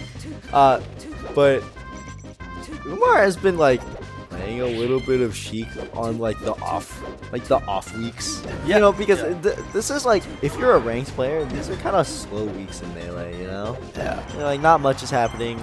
Maybe you'll go to like 94. It's like, what's the point, right? Yeah, maybe you'll go to 94 or Gator Games in San Francisco on Saturday. Are you going to that? I'm gonna go to 924, I think, because I am gonna have lunch with my mom in Oakland, and then I'll just go to 924. Yeah. I was wondering what tournament to go to. I was thinking Gator. I've never been to 924 either, so I really want to go. Yeah, the venue looks nice. Yeah. Out there. I've heard the venue's super sick. Yeah. If you're not here at Guildhouse, which is unfortunate, and you're a NorCal resident, I do encourage you to go to one of our 2 beautiful tournaments in NorCal, either 924 Melee or Gator Games. More information can be found at the NorCal Twitter or NorCal Discord. Great plug. Very professional. Oh, I know, right? Yeah, I learned from the best. Jada Puff. Anyway, yeah, quarter pressure from PRZ. This is more even than I thought it was gonna be. No disrespect for PRZ. Hey, can we get these portraits changed? I mean, like I said, PRZ did win Guildhouse over Typhoon. Yeah, he did. And yeah, it's keeping it real. Brutal Rattle from Sencal and a minor needs a ride. Rattle. 2 hours. You want to ask my mom for a ride to Oakland? Yeah, 2 She hours. lives in Merced. Really? I wanted to go to Cowhouse really badly, but it didn't work out. My mom actually got COVID that weekend. It's unfortunate. There went my plan of like visiting and then going to Cowhouse. There's gotta be some Falcon main like representation. You know, we gotta get more of that in NorCal. So maybe we work something out with your mom and Brutal Rattle. That'd be swell. I'd always like to have more entrants in our tournaments. You know. I got 7. What happened in bracket? Wait. Barry is on this way better than I am. Yeah, true. Talk about the match. Guildhouse truly harder than some majors. I can't believe how true that is. I wish it was less true. Mostly because of the monitors, by the way. But no, I'm kidding. Ben, NOW, you would have some things to say about the monitors. I feel like the Guildhouse monitors are pretty good. In fairness, was kind of... My Falcon played longer on monitor than it did on CRT. So I'm pretty used to the monitors. I was born in the shadows, some could say. But other people, not a fan. So Rom rarely now comes to Guildhouse, but jokingly, every time I see Rom come to Guildhouse, it's not Rom that's actually playing against Umar. It's Gugu Gas, and Gugu Gas has a killer record against. Gugu Gas is like the Reed. No, I know. Yeah, okay, but the layman. Yeah, what does Rom have to do with Gugu Gas? Yeah, I don't know, but Gugu Gas has a killer record against Umar, but Rom, right, you know, they're keeping it competitive on you know, when they play, but Gugu Gas, doing a lot of work. Hey, Gugu Gas, kind of a legend. Up on Umar, up on Toph. Basically the same. Okay, so Dark Atma 3-1 slow pass with this Fox, I assume. And Losers Quarters, Big DK Dark Atma is happening right now. And here's what we've been waiting for. Typhoon down 2 to 3 on Vesper. And Vesper won the set 3-2 and is now playing Dark Wizard in Losers Quarterfinals. Yeah. Some could say that Umar, Dark Wizard, and I were a little bit in charge of Typhoon's fate. I hate how little the seeding. I wish he did that a bit more. Yeah, but unfortunately, Typhoon out of the tournament at a 7th. Yeah, crazy. At least he got to play his best of 5. You know, if you play at Guildhouse, you know, it's very rare that you get the opportunity to play 5 sets if you are of the. I've definitely been eliminated from my fair share of guild houses without getting to play a best of 5. That's so sad. Oh gosh. Oh, and Umar's starting this long. Oh, this is the second fair. At least he didn't overextend. I was very scared that he was going to do that. Umar up 3 stocks to 1, up 2-0. This is grim for our hero. I'm calling it. Sorry, PRZ, great edge guard, but it's over. No, actually, 1 stock 106 against Marth. A little bit of a winning matchup for Sheik. What do you? 2 stocks in 2 games is not a lead. If Ralph can do it, you know, why can't PRZ? Okay. I wouldn't go that far. Alright. Yeah, this should be at least a long conversion. Oh, great. Yeah. Run off neutral bead. Mm-hmm. Umar cleaning it up. Yeah. Umar takes it 3-0. A lot of these games have been washes on the winner's side, you know? Unfortunately, some of these sets have not been competitive. Like, we watched Dark Wizard, Dark Admiral. That was competitive. It was 2-1. But once we started winners semis, Umar 3-0 Dark Wizard, PRZ 3-0'd Big DK. Umar 3-0'd PRZ. Yeah, these are some clean sweeps on the board. But in the loser side, people look like they're going through hell. I must say. All right, Brutal Rattle, you can say that all you want, online fiend, but meet you Umar in is kind of land. insane at the Falcon matchup. Meet you in land. Sweet. That's good enough, Yeah. That's all they need to know. Yeah, I mean, Oh yeah, that's just my tag. You'll figure it out. Nork. You can look me up, you know. The tag is NorCal Arcadian Champ. Yeah. There's no other tag you need to look up. Also, Umar Slayer. I wonder if it would show up. I put it in my bio. Oh, did you? Let's see. I want to test this out. NorCal Arcadian Champ. There you go. Oh, first there you result. Go. There you go. There you go. There you go. That's pretty good. And we have a monitor. That What is place one of the monitors. Oh, what place? Oh yeah.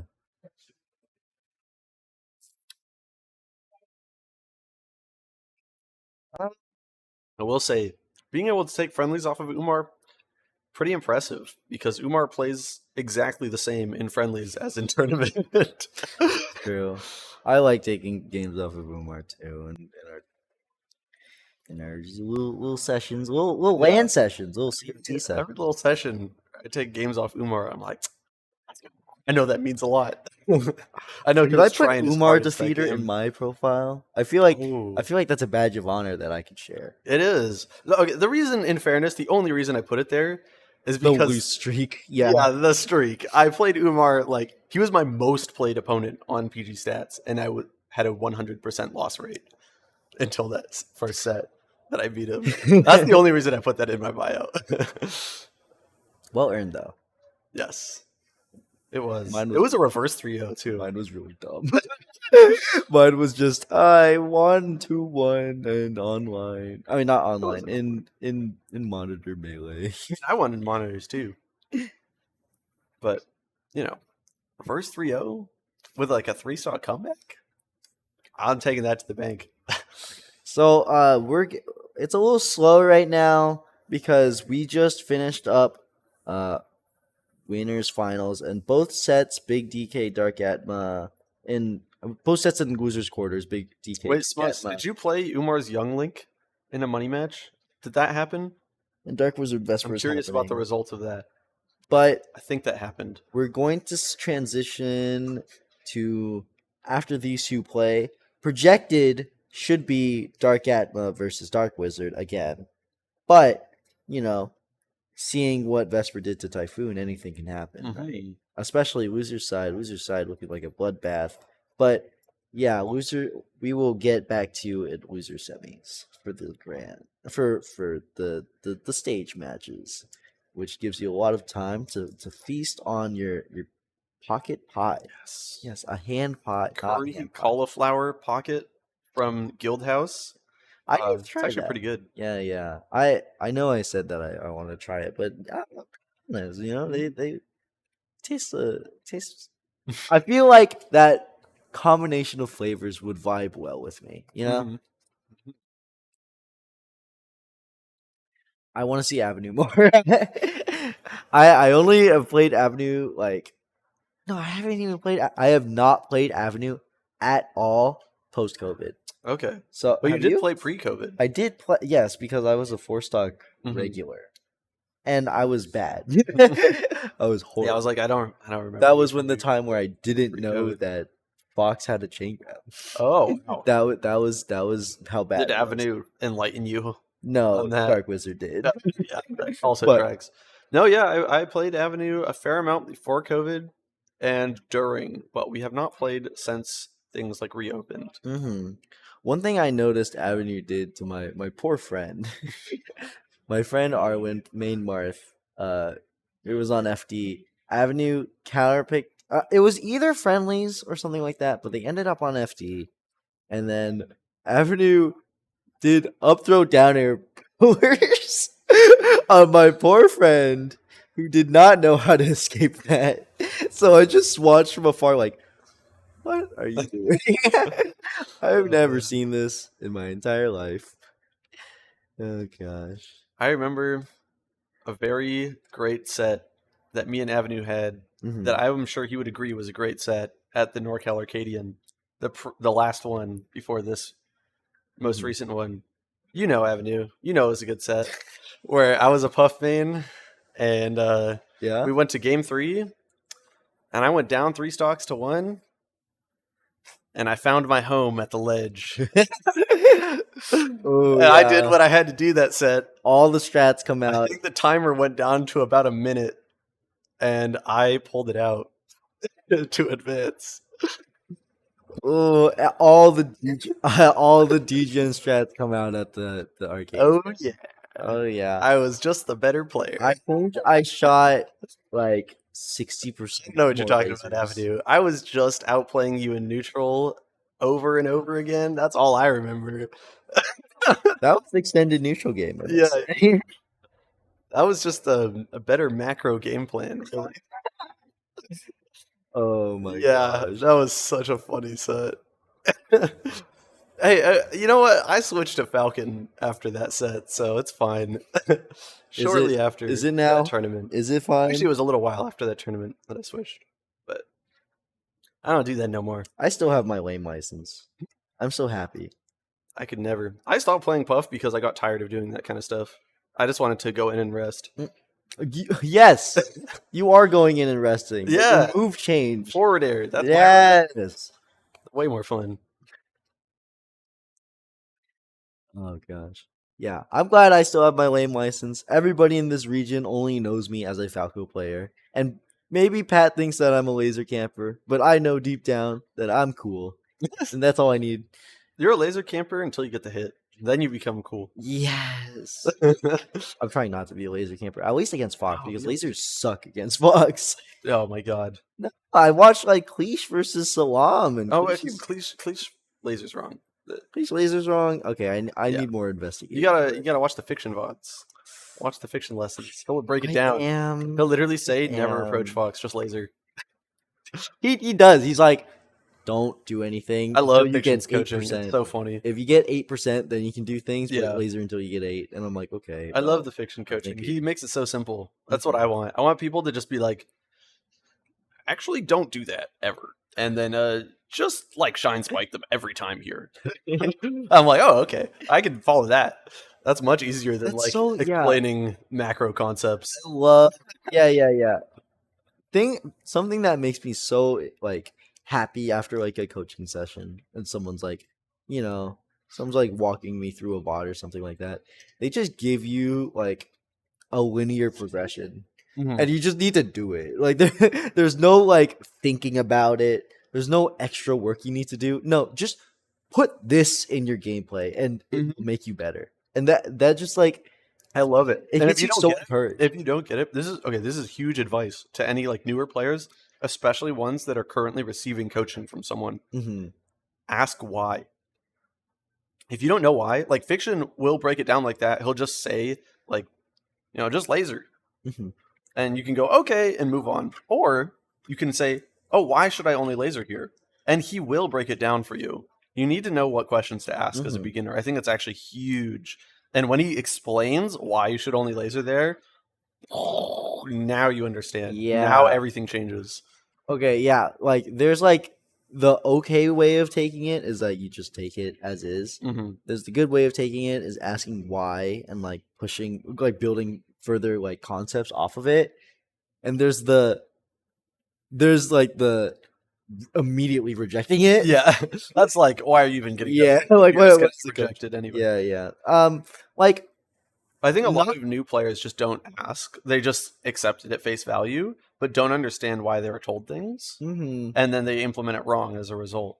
And a lot of better players will just understand immediately, like, oh, you're right, I should just do that. Now I see it. Like, just as soon as they're told what to do, they realize why. But if you're newer, you got to ask why. I think that's big. A lot of like good players from games with like not huge communities my friend like plays um like Quake and stuff like that. Mhm. And like the community's not that big, but like they'll run into situations where like the good players will like give like unprompted advice and stuff like that. But like if you're a new player, like sometimes you're not going to be able to take it all in at once, right? You're not in the Yeah, mood to learn and stuff like that. But just focus on one thing like at a time. good player like when good players do that, it's not out of like trying to sabotage you or out of malice or anything. Like they just want to see their game grow, right? Mhm. And like maybe they won't, even if the advice is like objectively like bad and wrong, it's probably not out of bad intentions. It's probably from good intentions because no everybody wants to teach people out of like love and respect of the game, right? I So don't give much unsolicited advice, but sometimes I do if I really notice like that if I think a player has potential, mhm. but they're doing one thing that's like really obviously wrong, Yeah. then I will tell them. I'm like, Mhm. okay, you are just doing this one thing really obviously wrong. Please stop doing that. Maybe do this instead. Because I see the potential Yeah. and I want to see Yeah. them grow. Yeah, you just like it's just for the love of the game. On like when you're giving advice like that, because you could have just like kept to yourself, right, and not say anything. Mhm. But you want to see your players grow and your community Yeah. grow, right? So it's nice. You know? I actually Must current local player Hannah Craig. I remember this interaction just yeah. off the top. We Mhm. played at Genesis in like the amateur championship thing, and I remember telling her to pound differently.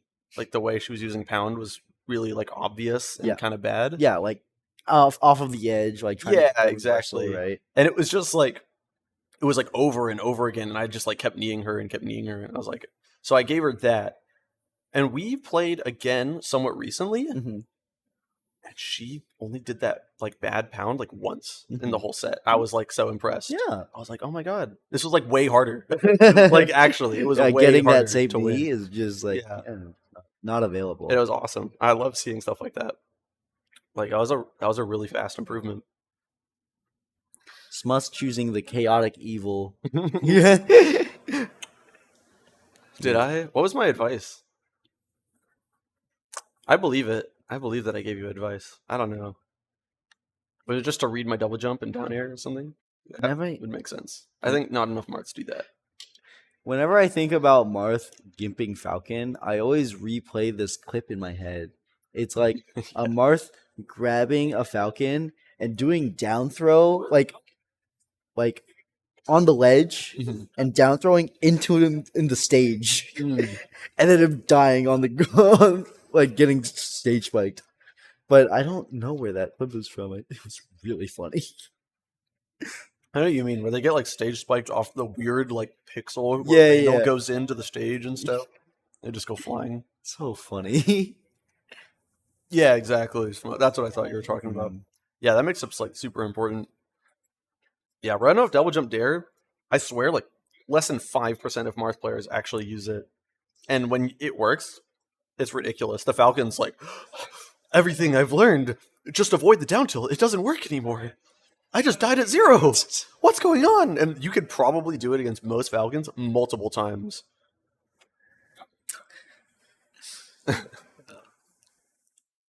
What's happening? There's What is gotta be happening? there's No gotta be a message on set stream? and losers. We're waiting for loser semis. So losers quarters are being very occupied right now by Big DK Dark Atma and Dark Wizard versus Vesper. So Big DK last week, lost to Dark Atma 0-3. yeah, I was gonna say last week Dark Atmos Fox beat Big DK. So Dark Atmos Fox is like no joke. So yeah, Dark Atma waiting for the winner of Vesper Dark Wizard, taking longer than I thought it would be. Yeah. I thought that Dark Wizard would pull it out a little bit more quickly, What was but the set count? I can't see it. But Vesper, I think, pulling up a fight, or someone had to ice someone out using a bathroom break or something like that. So Yeah. one or the other. Three players waiting on one set: Dark Atma, PRZ, and Umar. That's crazy. Yeah, yeah. Yeah. Usually on this downtime, I'm like, venue's nice. Yeah, venue is really Venue's cool. nice. If anyone can see behind us, Or this is where like the Arcadian just was. this tournament match was crazy. It's a But, it's a crazy venue. Like I just saw actually some random people who had just walked in here on a whim, I guess, mhm. who didn't even know this venue existed. Oh And they were yeah. just like chatting up the bartenders and they're like, this venue is so cool. Like, what? How did I never know about this? It Oh my. really is. Did you see all the freaking casuals and like the non melee players in the corner during the Arcadian watch your set with Butlet? There Um was like a hodgepodge. Not really. Yeah, I mean I was just so focused on of playing. course you But have to, afterwards, right? some like a table of just random people like congratulated me for winning. I was like, Yeah. oh, that's nice.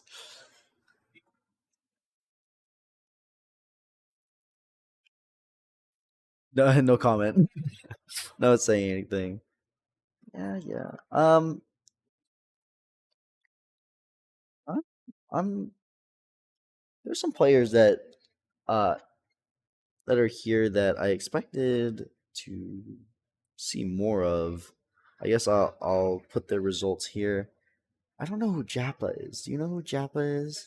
I think Jappa would have done really well if he didn't have to play against a PR player. You know, because Jappa made an okay run. Um, H3K lost to Enki. That's actually a hard matchup for an inexperienced Puff Luigi. Did you, if you know of the Swedish delight Luigi pick against HBox, Oh that yeah. was very silly. Uh, Melos making it enough and then losing to Typhoon because Typhoon got upset. I think Typhoon losing to Big DK is an upset. Yeah, and then Bobo doing all right and then got cheeked. Very difficult matchup uh for Yoshi. I wish Boba was reseeded, but I would also like the Vesper run, so goes. PB Tim is in the venue. Did not enter a tournament though. And yeah, I'm very tired. That's fair. You got a reason for not entering bracket? I mean, I mean, I know you still have your little high that you're yeah. getting through. This is my first day not working since the Arcadian. Actually, I worked today. I came here after work. Like How that's could you lie to yeah. me? That's what I mean. Like I came here late because I just came here when my boss got there. I Mhm. just left early so that I could get here. But it was like as bracket was starting that I got here. I think they would totally let exceptions fly for you, but I mean, I didn't even know if I was gonna make it like with traffic and all that. mhm. And I probably wouldn't have entered anyway because I just want to No chill. way, Oh no my way, no way, god, no way, no way, no way, no way. That's not real. That's not real. That's not real. That's not real. God, I'm gonna see Vesper Dark 3-2 for Atma. Vesper. No way. Wow, I, Vesper Dark Atma. like Vesper Dark Atma happening on the stage. Vesper making a run. Holy I need a cow! root for him. Give me Typhoon, Give me two Dark seconds. I Wizard. need to root for Vesper. 1 second. One second. Oh my goodness! I knew Vesper had it in him.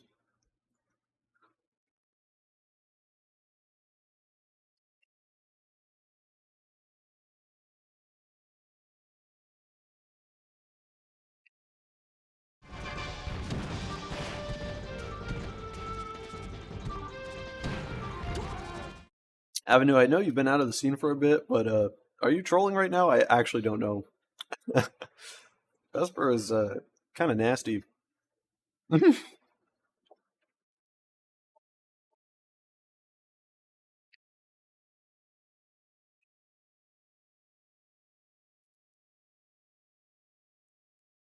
Okay, Vesper is a Sheik main who is an Arcadian player who is really good, I think, but struggles a little against Fox historically.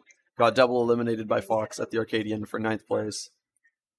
But just beat Dark Wizard, so yeah. Yeah, Vesper notably like took Ralph to like last dog game 3 at like a Guildhouse. I think has some PR wins under his belt. He eliminated free hops at Genesis, which is like a really rough draw for free hops for sure.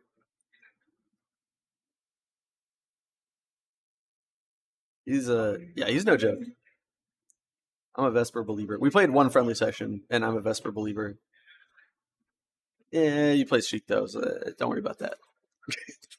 Sorry for leaving you hanging for a little bit, but oh my god. Oh my god. Vesper told me that he had like a little bit of like he took 2 days break after the Arcadian, right? Because his wrist hurt. And then he had like someone who spoofed an ice number and like scared him and like stuff. So like he was on like multiple emotional roller coasters, and I asked, "Did you like no life Fox Sheik after the Arcadian? Because that's what you're supposed to do, right? Like you find your weakness and then you target it immediately after the Arcadian, so that the next Arcadian you win." But like, what? He didn't, and he's making the run. He's beat Typhoon. He beat Dark Wizard. He just needs to ride this momentum. This is like when I beat like a Titan. That's what I'm gonna call them. They're just Titans in like the NorCal community. If you beat one of them in Guildhouse, I'm like, this is up. All my energy's gone. You know, like I'm fine. 2 in a row. Two. Vesker can potentially get 3 and 4. It's crazy. Yeah. Oh my god. And like I said earlier, this is the first tournament of the new PR season, basically. At least for the Guildhouse. Yeah, this is a killer run. If he like enters like 3 more tournaments and then just like coasts off of these wins like that's just like that's a PR player. Yeah, I'm not even kidding. That's just a PR player. Just place your seed, you know? Yeah. It's just playing with vengeance right now after the Arcadian. Oh my god.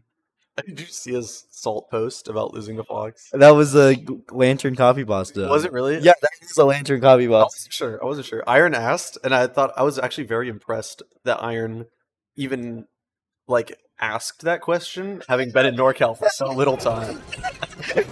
That's great. I think Iron probably knows of Lantern. Like Brian and Iron have played a lot in friendly, so like he must know. Yeah. Oh my gosh. What a killer run from Vesper. I really wanted to see more of that.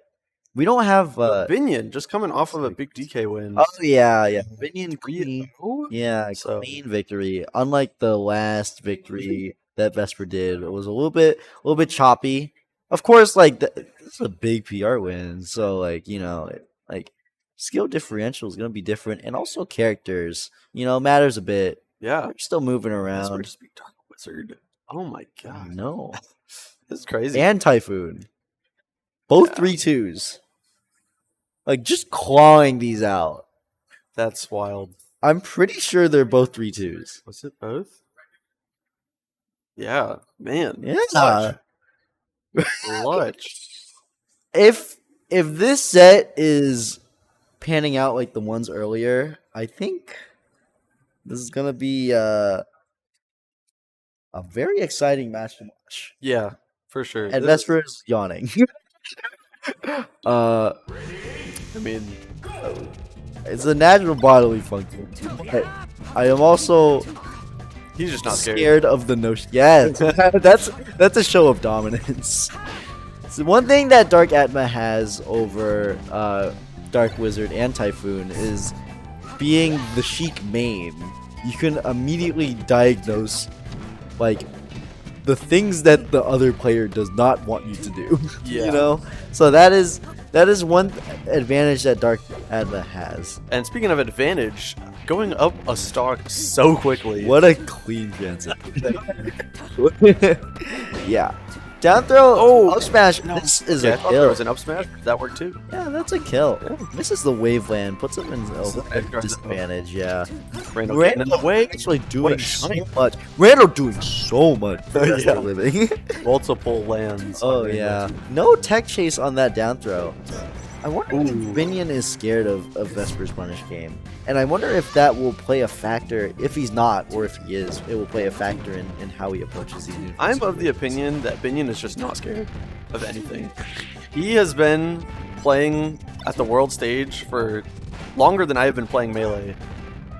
And yeah, he's not even playing his main. I don't think he really cares all that much.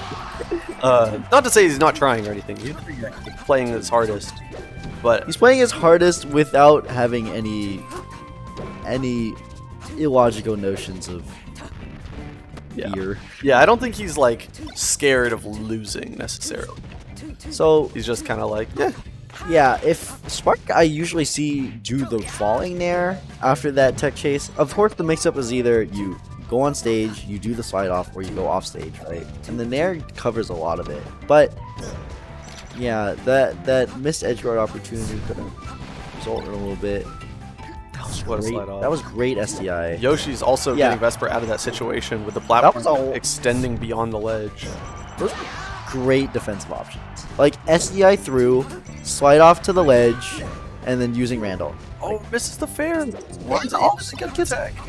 But also that slide off kept it to safety. Binion, though, really putting the foot on the gas with this advantage.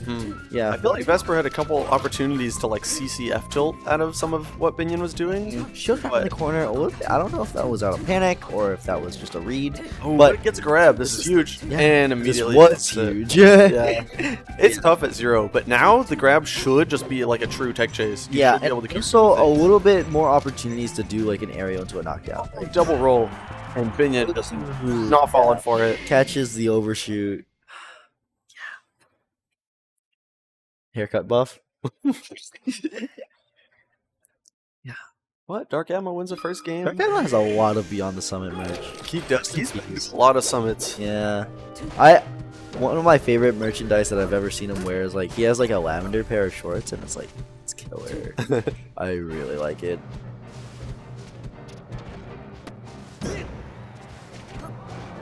No, Fox won. Yeah, Fox won on Yoshi's story. Did you see that reverse nair? Why do you pivot for that? Why do you do that? Spacing.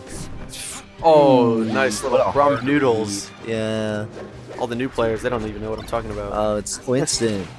Yes, yes. I wasn't sure if you'd get that. You're a Kuzumer. No, I've watched a GR Smash video before. Oh, yeah. Brian wouldn't get that. Ryan doesn't have a Smashboards account. I don't have a Smashboards account. You don't have a Smashboards account. But I looked from afar. No dash attack. I was expecting a dash attack. I just realized 3 Huna in the chat. Notable St. Louis Melee player because Binion, Dark Atma, actually originally from St. Louis, Missouri. This is new information. Yeah, there's a lot of the players there. The reason I know this is because my parents used to live there. And I would go and visit, and I entered some St. Louis tournaments. I've played 3 Huna. So, there you go. I lost a close game 3, if I remember right. This is a while ago, though. Yeah. With 3 Huna, I assume? Yeah. Oh, okay. Yeah. I was, like, out of context, it was just like, lost. Also a Falcon main. Vesper playing on the back foot a little bit this entire session. Up till very annoying to deal with in that place. Yeah. Oh, what a big opportunity, but I haven't seen Vesper take a stock when in those types of situations. It's in those weird little like when Fox is like kind of close to the ledge up being. He seems like he's a little lost. Maybe he's a little scared of getting hit by uppy, or I don't know what's going on. But he does not commit to the correct options. Oh, but that is the correct option right there. Yeah. Still doesn't commit to the back air. No back throw either. The tech chase though. Anyway, it doesn't matter. Yeah. Needle. Oh. And reversal. Height because Dark Atma chose the high height. I hate that height so much. It's so wow. What an up air from ledge. Just not even giving him any mix-ups. The Fox side B that's just aiming at your head is so annoying for no reason. Yeah.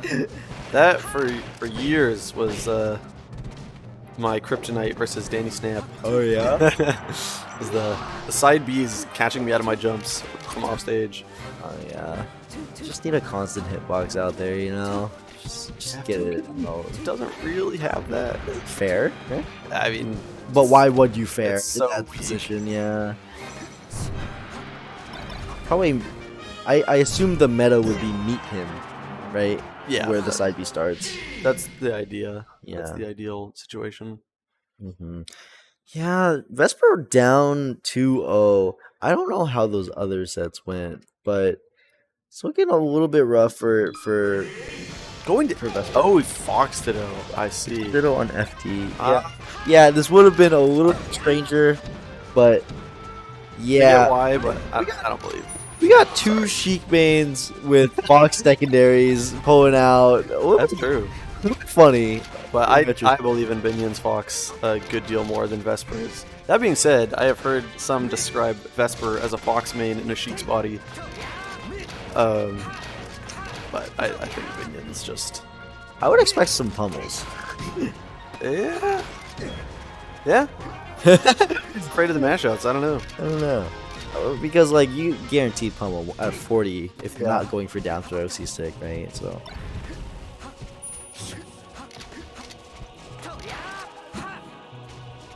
This is the up smash.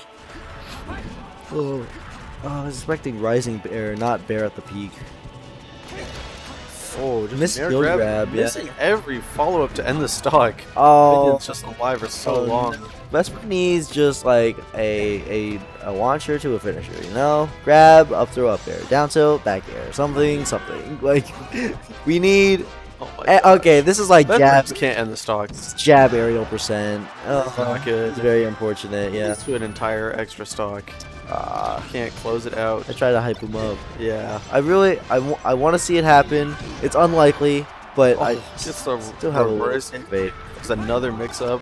I don't know. Some players think that that's like disheartening. Like, you know, you could have like finished a stock, but audio troubles. Could have finished the stock, but like gone so late. Iron. Vesper, As good as mine. Vesper has a secondary Fox. It's not bad. Don't get me wrong, but to compete with PR players in this region, it's very difficult. I would say. Yeah. It's not like I wouldn't count Vesper's Fox out. Yeah, that's fine. I would. I wouldn't count Vesper's Fox out in most situations. Let me finish. But this one, I think it would be a very steep mountain to climb.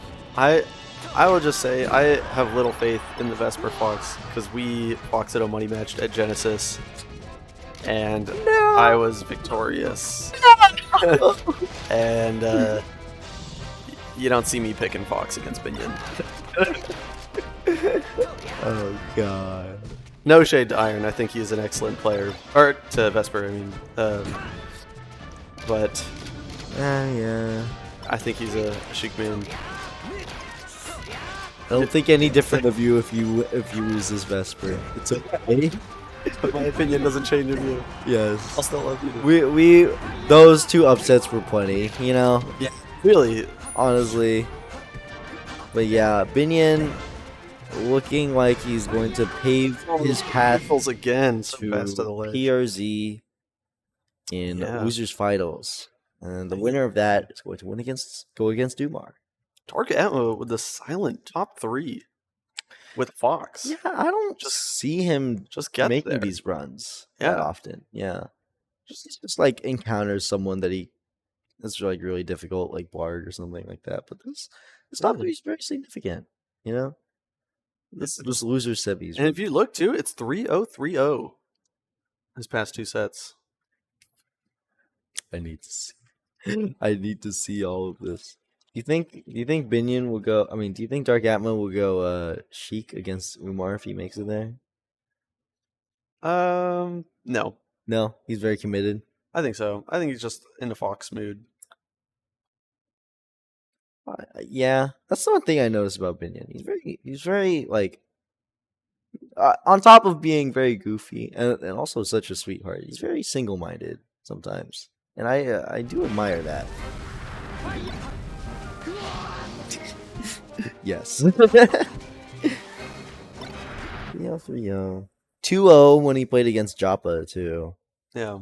But I mean, lower seeded player. You can say whatever you want. Dark Atma barely lost to Dark Wizard 2-1, and Dark Wizard out of the tournament from Vesper. What a great! It was a good showing from Dark Wizard, but very unlikely turn of events. Losing to Vesper after losing to Umar. Yeah, seeding really made that happen. Yeah, PRZ versus Dark Atma. Do you think we'll see PRZ Sheik versus Dark Atma Fox to confuse the people at home? Oh, I really want that to happen, but I think this is going to be a Fox Ditto. Yeah. And I need these names to change. Please. Dark Atma is correct. Dark Atma is the green fox, yes. Port 4 or Port 3. But Back to back to a smart neutral move. Fox. Yeah, back throw leading a lot more damage. Oh my gosh. So I think this is the PRZ matchup. He is pretty insane at Fox Dittos from what I've seen. This tech chase, ooh, misses it. I'm always confused when to use lasers in this matchup. I see yes, sometimes. Yeah, that's right. I always see foxes use lasers like a little bit to tack on damage, but I don't necessarily see like. Let's go Panger. I don't necessarily see like the usage of it unless they're trying to get him to a specific percent, but I don't know what percent that is. Alright, Iron Laser is cringe unless you watch Mojo versus Snap just standing laser each other like 5 times in a row. That's not real. You're not saying a real thing. Synchronized lasers. Then it's not cringe at all. And it's a thing of beauty. Yeah. I want one of them to shine and hold it. Actually, that's a stall. I don't know how long you can do that stall strategy. Like, someone, like, you mashing laser and someone else is, like, stuck in shine. Do you know how valid that, like, stall strategy is? You're only accumulating damage, but you'll never have a stock. So I've actually seen. I think you're not allowed to do it in tournament. Yeah. Because if the fox shines and you're standing lasering, great by PRZ. That was a very smart. I've seen you can time out. That's what you can do because even if you let go of your controller, if they're standing lasering and just mashing B, you're stuck in shine the whole time. Yeah, I know you're stuck in shine. Yeah, but if you're a stock up, you could just time them out. Yeah, but is that like? There's no way that's allowed though. Yeah, stalling clause. There's gotta be like a 300 limit for yourself. Like, you know, like, I don't know what the clause is, but yeah, see the stalling clause is like not it's not very well defined, but it's at TO's discretion. So if the TO sees you like win because you did that, I think they have grounds to DQ you. Yeah, I mean if I was a TO, I'd DQ someone for that. Yeah, I mean you're not playing the game, and in fact you're making our lives horrible by doing 8-minute games using laser and shine. Like. It's really funny. Yes, it is funny, I must say. If you want to do that in your own money, Atma, win multiple games with that little ramen noodle to the ledge, your PRZ takes the stock with the same thing. Quick wave dash to ledge. That's so edge guard. That's so poetic. Let's say.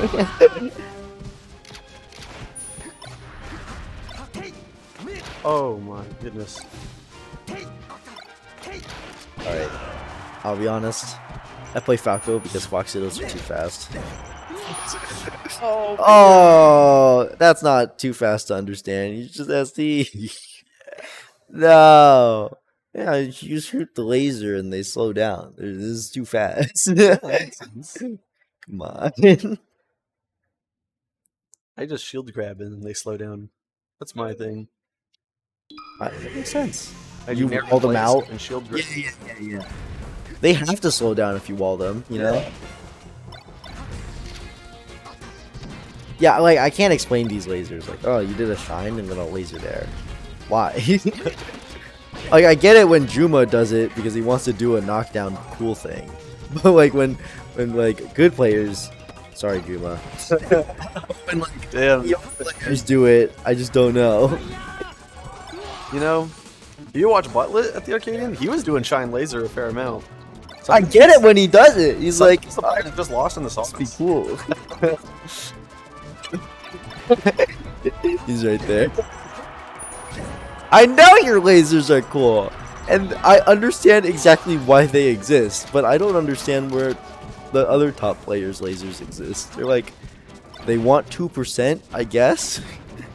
Sometimes they're just in the sauce. I don't know. They're just feeling it. Not a beautiful tech chase up tilt into like the rising nair hitting. Have you seen the Pokemon Stadium like Shine Infinites where you laser after the shines? Sometimes you just feel it. Yeah, the shine double lasers. I was around for that. That's not okay. That charge F smash is not okay. That's the COVID test for Melee. Have you seen Pokemon Stadium transformation combos? Oh my gosh. Is there any more COVID tests besides that one? There's gotta be Smash Dog. No.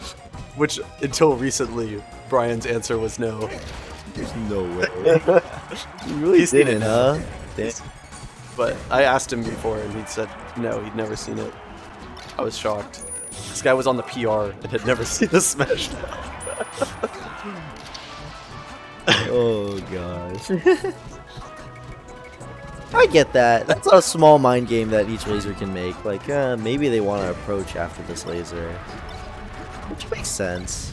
What I will say, sometimes... Oh, the Rocky. Ooh, oh my God, they that's missed it. gone. Okay, he cleans it up. That was crazy. Yep. But I will say, sometimes... So I shield stop aerial a lot. Mm-hmm. Sometimes the random little lasers just like mess up the timing because it hits your Really? shield. Really? And then you have shield stun. And then you end up like rolling or spot dodging when you're trying to aerial. Mm-hmm. Kind of a tilt. So I just do like the dumbest looking shield grab, but I was like, no, it was a nair. I tried to shield stop nair. But they lasered. And then my jump input didn't come out. I wanted the hitbox to be there. This is the first Cancel side B too. first set in a while where Dark Atma doesn't look like going to have a clean one, you know? But still poised to take this game right now. Up tilt, yes. Fair, no. I would love to Strong fair. Bear actually messing up Pierce's DI and actually just dies. Guess so. Yeah. Alright, yeah. Dark Atma on the board. And I forgot their counter goes. But we're going to Pokemon Stadium. Oh, the laser trades. Love it. Calls it the jump. Swag. Forward air? No. No. It's a forward air. beautiful combo. I would have liked Keep a forward going. Keep going. air. Bad. No! Oh! Oh! What's happening? Oh, no, not invisible, but the Phantom. The I Phantom. wonder if Minion was laughing under that mask. Oh, couldn't quite see. That was insane. He's so tilted. Oh my gosh. Oh my god, the turning up though. PRZ took that Phantom and is going to multiple banks with it. God, that personal. Not one.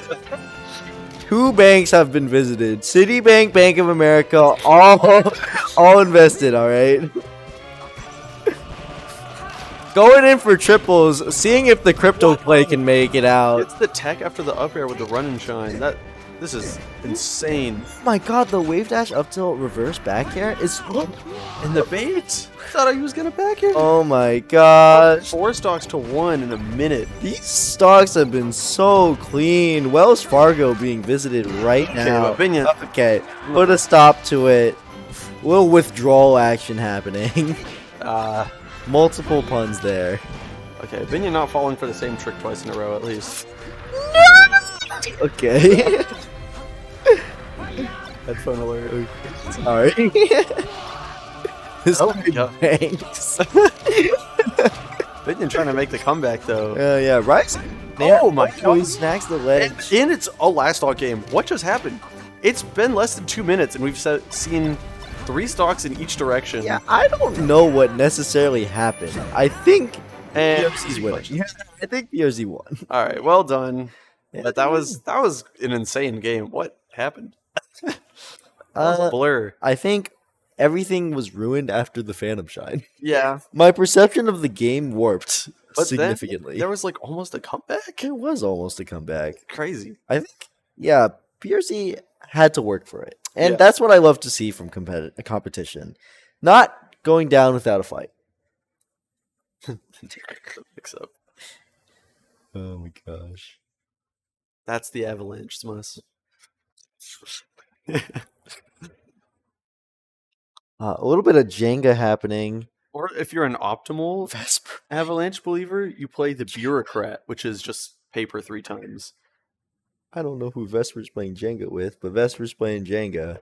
The giant Jenga blocks. Yep. I like it. And we're going to see grand finals, Umar versus PRZ. PRZ gone from the stage, probably doing some maintenance stuff, self-maintenance stuff. But yeah, Umar coming from winners, not a rare sight. In fact, very common one. Was the first seed, looking like me at the Arcadian. Very trusted individual to seed these tournaments. They're tearing down setups. I really wanted to play PRZ in friendlies. Guess I won't. Hey, you never know. Maybe PRZ will reset grands. What? No, I don't want him to reset grands. I want to play more. I want to play him. Okay, question. Do you think he's more likely to want to play you if he resets grands or if he doesn't? He's probably more likely to want to play me if he doesn't reset grands. I don't know. What's your... Okay, I am not a grands resetter, okay? Tell me what your experience is. I think getting on the board makes me feel a lot better than just losing. I think... I'm more down to keep playing Melee. Okay, what if you got like a 3-2 on loser side? And then maybe I'm still down to keep playing. 3-1? It's borderline. If I get 3-0'd, don't talk to me. Yeah, I won't talk to you when you get 3-0'd. A 3-1... Probably still salty. What about 3-1 to Umar? I'm probably still salty. You're salty at a 3-1 to Umar? Come on. That's what it means to be a competitor. I know. All right. I've walked the same shoes you have. Okay. I lost to 3-0 to Azel at Smash Camp. Azel, top 50 player in the world. Azel, and I wanted inside to spike my controller. I was so mad. Okay, how I played. Maybe it's like that's not a bad loss. I lost to Azel and Axe, got 13th. That's not bad.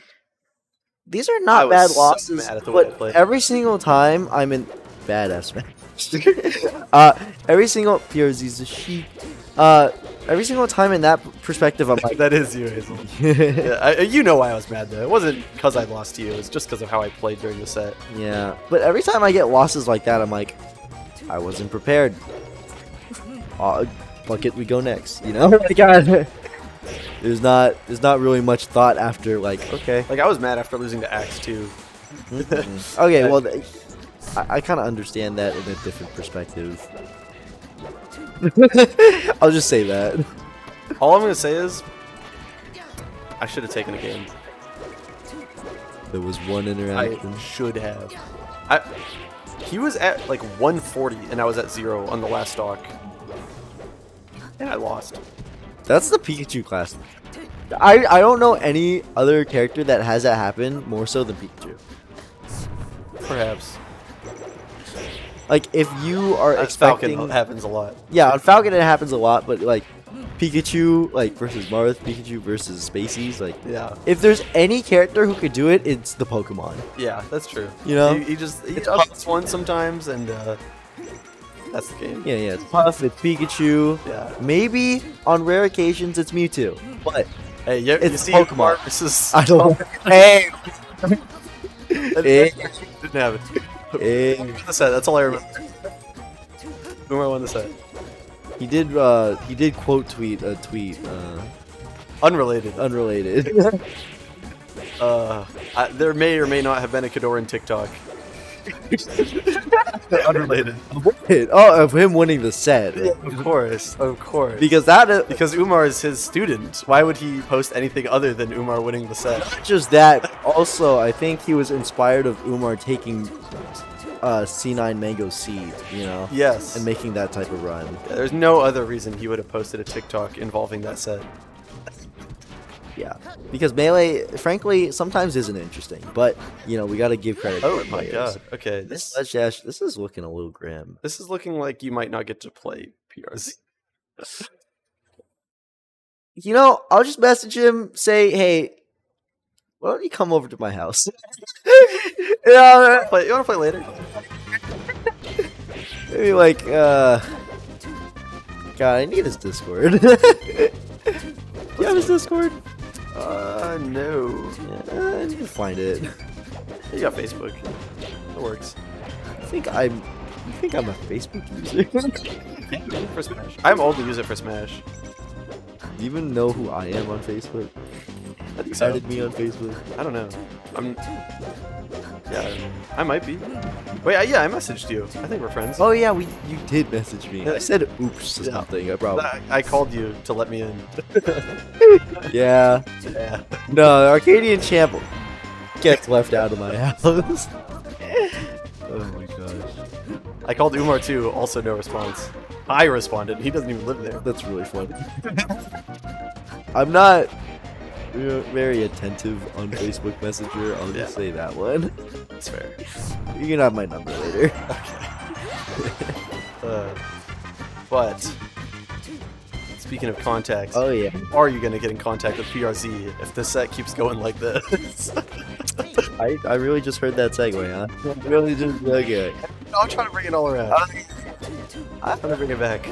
I don't know how much short hop nair is used on Mark's end in this matchup. It's kind of finicky. I mean, she's a bit tall. What I know is that from listening to the NorCal Marths about this matchup is that it's a call out on Sheik jumping. Ooh. So if Sheik jumps, Marth Nair is like the juiciest thing. It just like clean beats all of her jump options and gets you a fat combo. Because you can usually like nair into dash attack, nair into grab, whatever. So that's the idea. It's like if they're on the ground, it's really bad. If she jumps, it's like a big call out. Yeah, and it starts a huge juggle and combo sequence and whatnot. Exactly. Yeah. So I was thinking like when I was talking about nair with Umar, and you never need to shuffle nair. Yeah. Like there's so many fast fall timings with auto cancel nair that literally if you do like the fastest fast fall time, like instant rising nair into fast fall, it just auto cancels. Yeah. So it's like harder, but like it shouldn't be like. I think it's easier. The window's pretty like. You think it's easier? I've never felt like I needed to L cancel a nair. Really? Okay. Unless I'm doing like weird like single hit nair falling and stuff. Yeah, I learned this. Because like I was talking to Umar, I was like, why don't you shuffle any nairs? And he's like, you never need to do it. And then he showed me, I was like, oh yeah, you really never need to do it. Smus, about the Sheik Fair, yeah, like Sheik Fair can, but the idea of the nair, you're not using it as a spacing tool. It's You're usually like a beating the dash guard up. forward. Yeah, You're catching Sheik like beginning the jump with like dash forward nair. It's the same idea what it with like means. spaceys. It's actually pretty terrible to like nair in place in this matchup, I think. It's the same idea when you see spaceys catching like a Marth jump, right? They want to get you before you get your nair out or your fair out. Like you're calling out the Like right there, jump. you saw that it was naired forward and it caught PRZ out of the beginning of the jump. That's what it's for. But It's reversal. Yeah. This is closer. Game. This is competitive, and considering that like Marth can't kill that well, and it's Dreamland. Yeah. Like this is even even it. jump out of the down throw stuff. Oh yeah. This is big. Yeah, against the ledge. This is an Actually, a real edge guard. Too close to the ledge with Wispy to wave dash. It's reversaled, and stage positioning now going to Umar. Oh my god.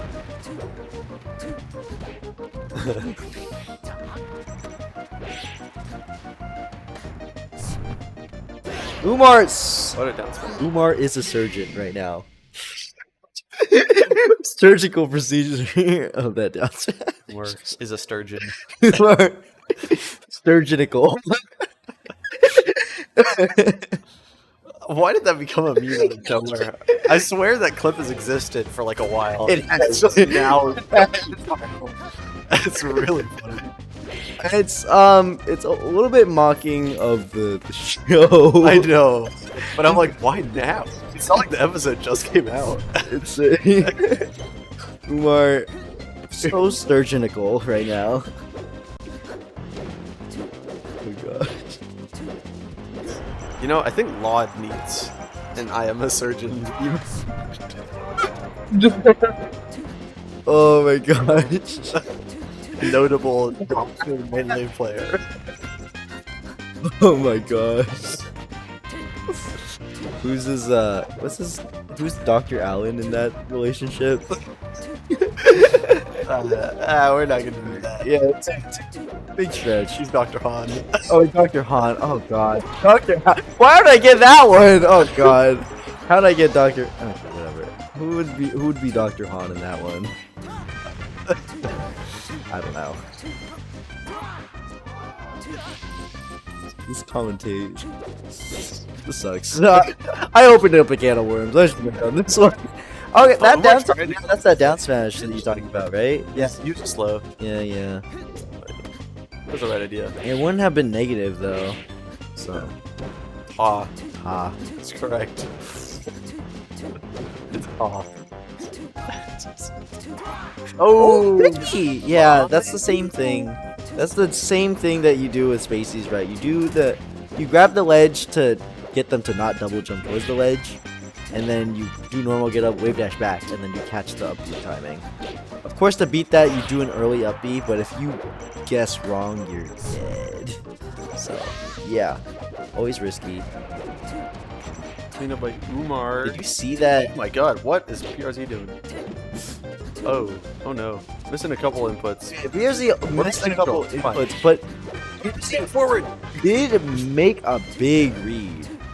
Yeah. Yeah, like off of the respawn platform. What? Off the Halo. I usually call it a Halo. I don't know what's happening right now. I watched too many TF2 videos. Invincible. Make the read.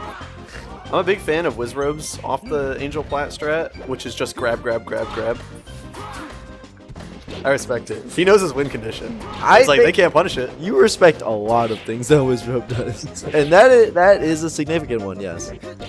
I respect that. He knows his way, BQ.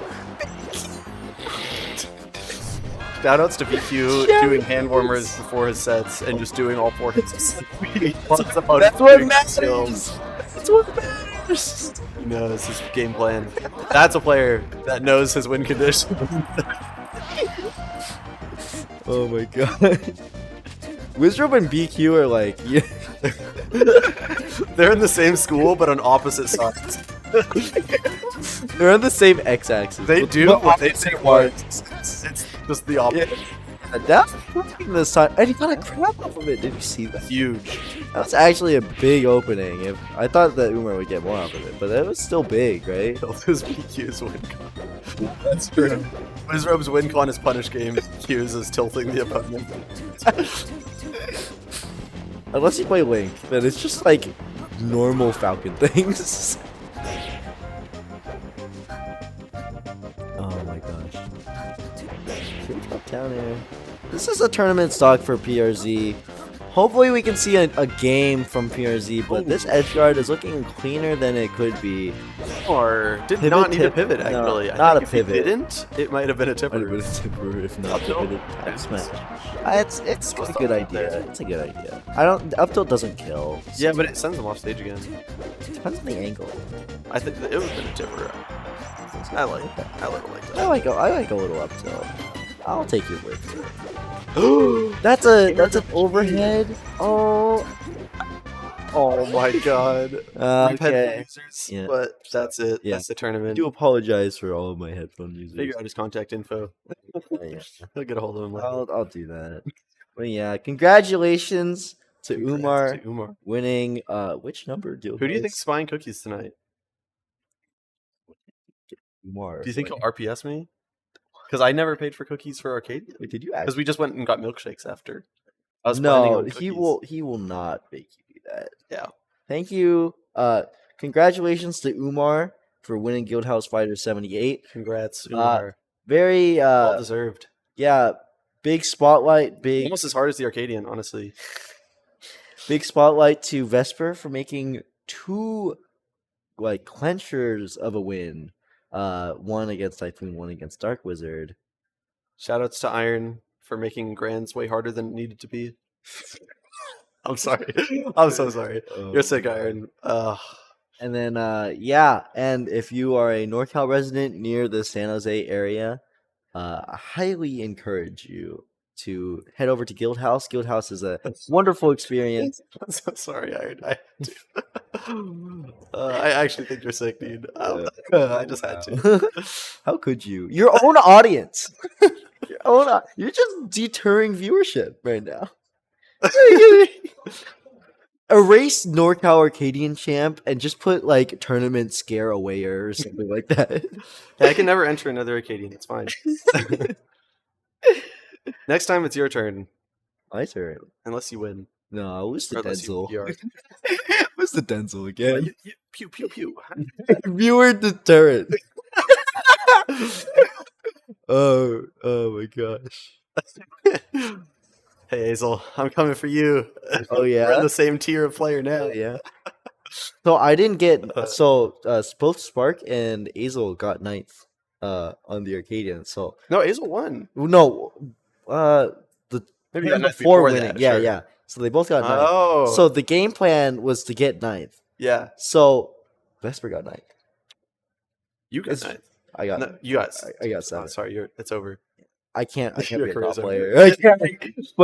But Vesper, on the other hand, I think Vesper's got a career. Yeah. I think Vesper really showing up too. Yeah. I think the Arcadian actually like 2 PR wins. I would not be surprised. Really? The Arcadian was harder. If 2 years from now, Vesper becomes like a top 100 player because he got ninth on the Arcadian, I would not be surprised. I mean, he's proven the statistic right now. Yeah. That is a Baby steps. That is a crazy And stat. He immediately does better at Guildhouse than he did at Arcadian. I say baby steps, but at the same time, these are two massive steps, actually. Yeah, these are not to be slept on, but yeah, congratulations to Umar. Congrats to Umar. I'm going to go down, I think. Yeah. Meet up with everyone. Yeah. Thanks. I'm Space Pigeon. Yeah. Thanks for watching, everyone. Yeah, Let's have a good night. I'll say my closer. Yeah, I'm a mosquito, and I hope everybody had a good time watching. Thank you for all of our competitors. Thank you for all of our viewers for making this tournament possible. Yeah, that'll be up for me.